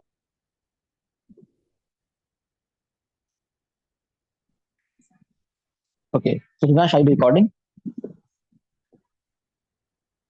Hello. Yes, you can continue.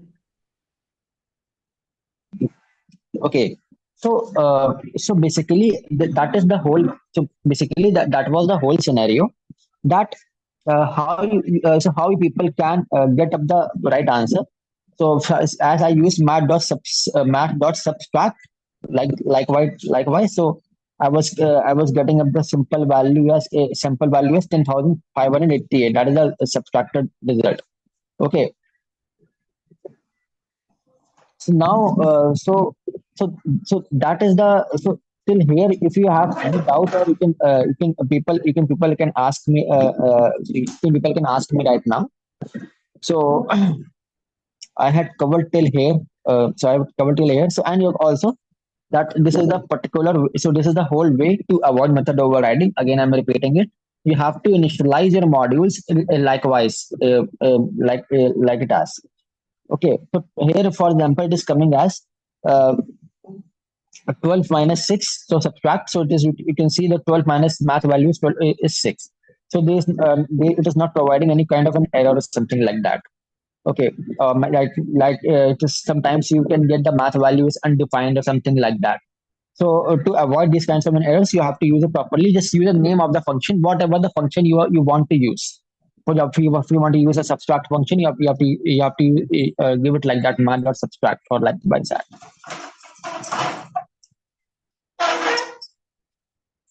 So okay, so basically what happens? There is one more concept that is known as destructuring of a code. So what is the destructuring of a code? Destructuring of a code basically means so destructuring destructuring of a code basically means that uh, okay, you just pick up the variable const math and addition the subtract. You have to pass up the parameters. For example, whatever the functions are, and likewise you just pass up the values, and the addition is or subtract. It is name of a function, and then you want to show in required directory. So it is also a kind of a concept. But you have to understand one thing. You have to this delete that math over there. So that is also another way of showing it like that. See, while I was not using it like that, I haven't used I was not removing math.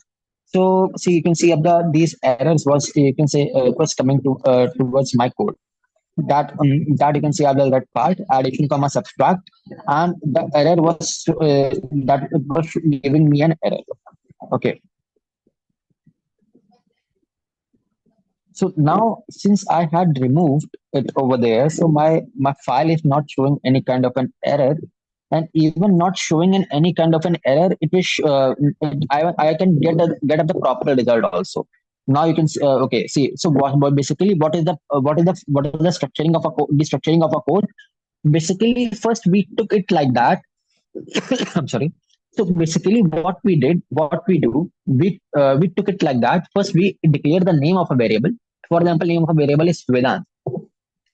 Then we want to then we want to equalize it. For example, requires a certain keyword, or you can say it is used. It is an inbuilt you can say module that is used to uh, show your use for showing the directory that you want to use in your another file. For example, if you want to use another file as math, you can use it like that. If you want to show that, for example, whatever the file name you have created, for example, you people understand the directory, the how the directory works very well.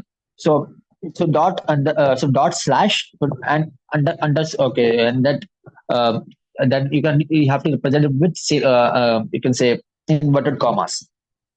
So that is the first case, and then you have to show it like that because we were using math, and you have to show that at a math you have to pass up that value or whatever the variable you were taking. That I took up this in the previous slides. here I'm directly passing the values at addition comma subtraction. For example, because I was doing up the I was performing up the two functions, that is addition and subtractions. So and directly over there, but I here I wanted to use wanted to subtract, so I pass up the subtract function, and my code was destructurized, but it was giving me the proper result. As you people can you can see it like that, that it was giving me 10,588. So that is the whole result of my result. That is the whole result that I was getting over there.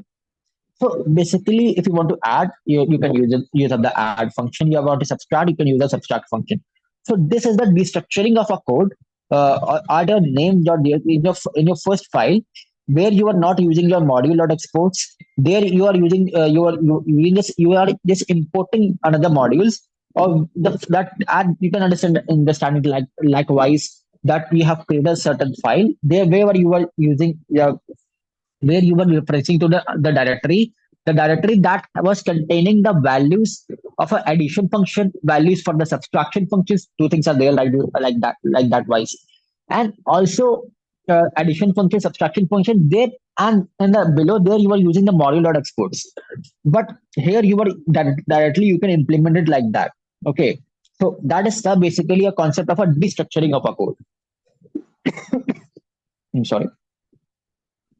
So, so basically, what we did, we just created one custom library using variable, and we were exporting those functions. And you can say we were getting up the proper results also. So, but and also one thing more. For example, if I was doing up the same thing, now I wanted to show up that particular thing while doing an addition function. But then while doing it as an addition function, if I was not passing up the values, it would be giving me as math values and defined. So Raj, you can see over here, I was not passing up the values, so it was giving me math values and defined. So it is a case of in each and every scenario, but wherever you are using it. Okay, and obviously you have to use the module exports in always. You cannot skip the module exports. It is a very essential part.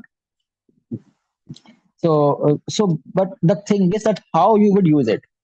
So basically, rather than using it like that, module dot function. First, we there. So there are. So we had. You can say studied two concepts to how to export a module. First concept was known as module dot. We have to use module dot export. That is equals to for the name of the function. For example, addition function. So we were adding, or model exports is equals to subtraction function we were subtracting. So that was the concept. That was a concept that can be initialized, or that can be initiated or restricted to a certain level. For example, if you want that, or you can see we can do a single export. If we want to provide a single export, we have to perform a single export. So that at that particular phase of time, it has been, you can say, very proper. It is genuine. But when you have to use it, you have to use more than one exports. So then you have to when the cover in 10 minutes. What? Okay, Rudransh, obviously. So then you have to use module dot exports is equals to subtract. Okay, so that case it was showing up the case of overriding. But again, there's another concept that was known as module dot exports is equal to braces and subtract comma add. That is also a kind of a, you can say, technique. So, and at that technique, you can so at that technique, it prevents you you can say error of, or you can say that trouble of much of the word adding. But when you want to use the case of multiple exports, when you want to use the multiple exports, you can use it like that.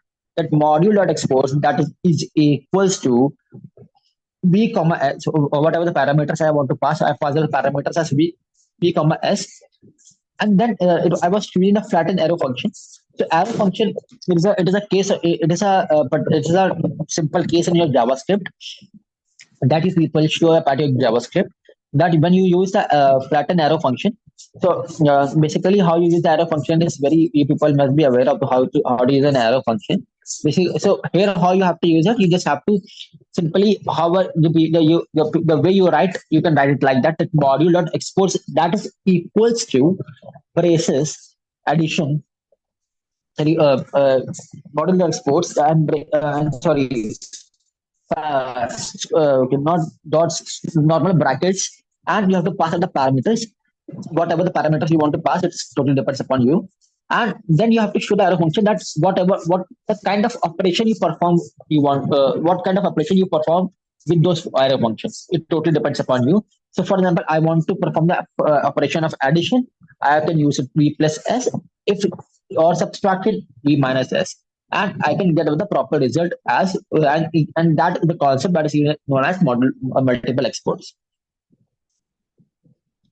So this I think so. Although I was not using any kind of a function, so it is showing in math values undefined and defined, or you can say math just an anonymous function. Anonymous is just simple means it just simply means it is the value showing me as undefined. It is a kind of an undefined value. So till and yes, okay. One thing more I want you to people tell you that for example, if I'm manipulating my mod exports dot okay, one, uh, I was missing up something.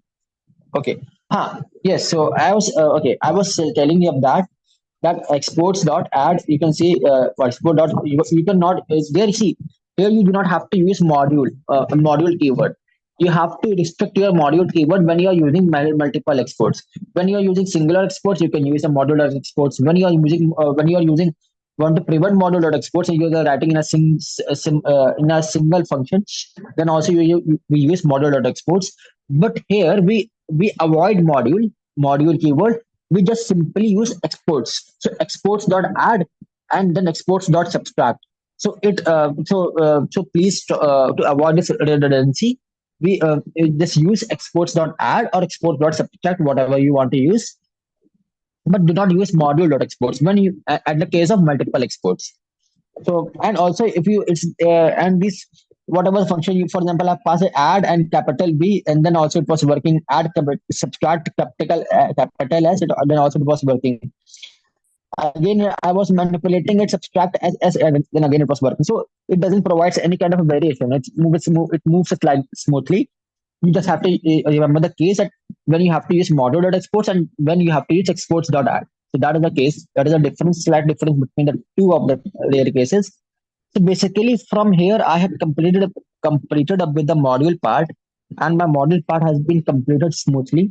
So if you have any doubt, you can please accept the question. Now, what is still left is I am still left with no okay no I'm nothing to left with. I have to start up the new concept or a new set of topic that is known as file handling. So modules have been completed. So at this point of time when you can practice your module part and you can ask me in the comment section or you can ask me in the meeting right now. So, Rudrash, do we have your time so I could start up with the file handling part, or I can say actually some slides are left for this meeting. So, if you allow me to carry on with my file handling part, or I can wrap up the meeting. Wrap up a meeting because there's no time left. Only 1 to 2 minutes are left. Okay, okay, we have completed with the module session, and file. So in the next session, we will be starting up with the file handling, and also if you have any doubts related to modules, people can ask in the comment section as well, and also our team will you can say resolve your query.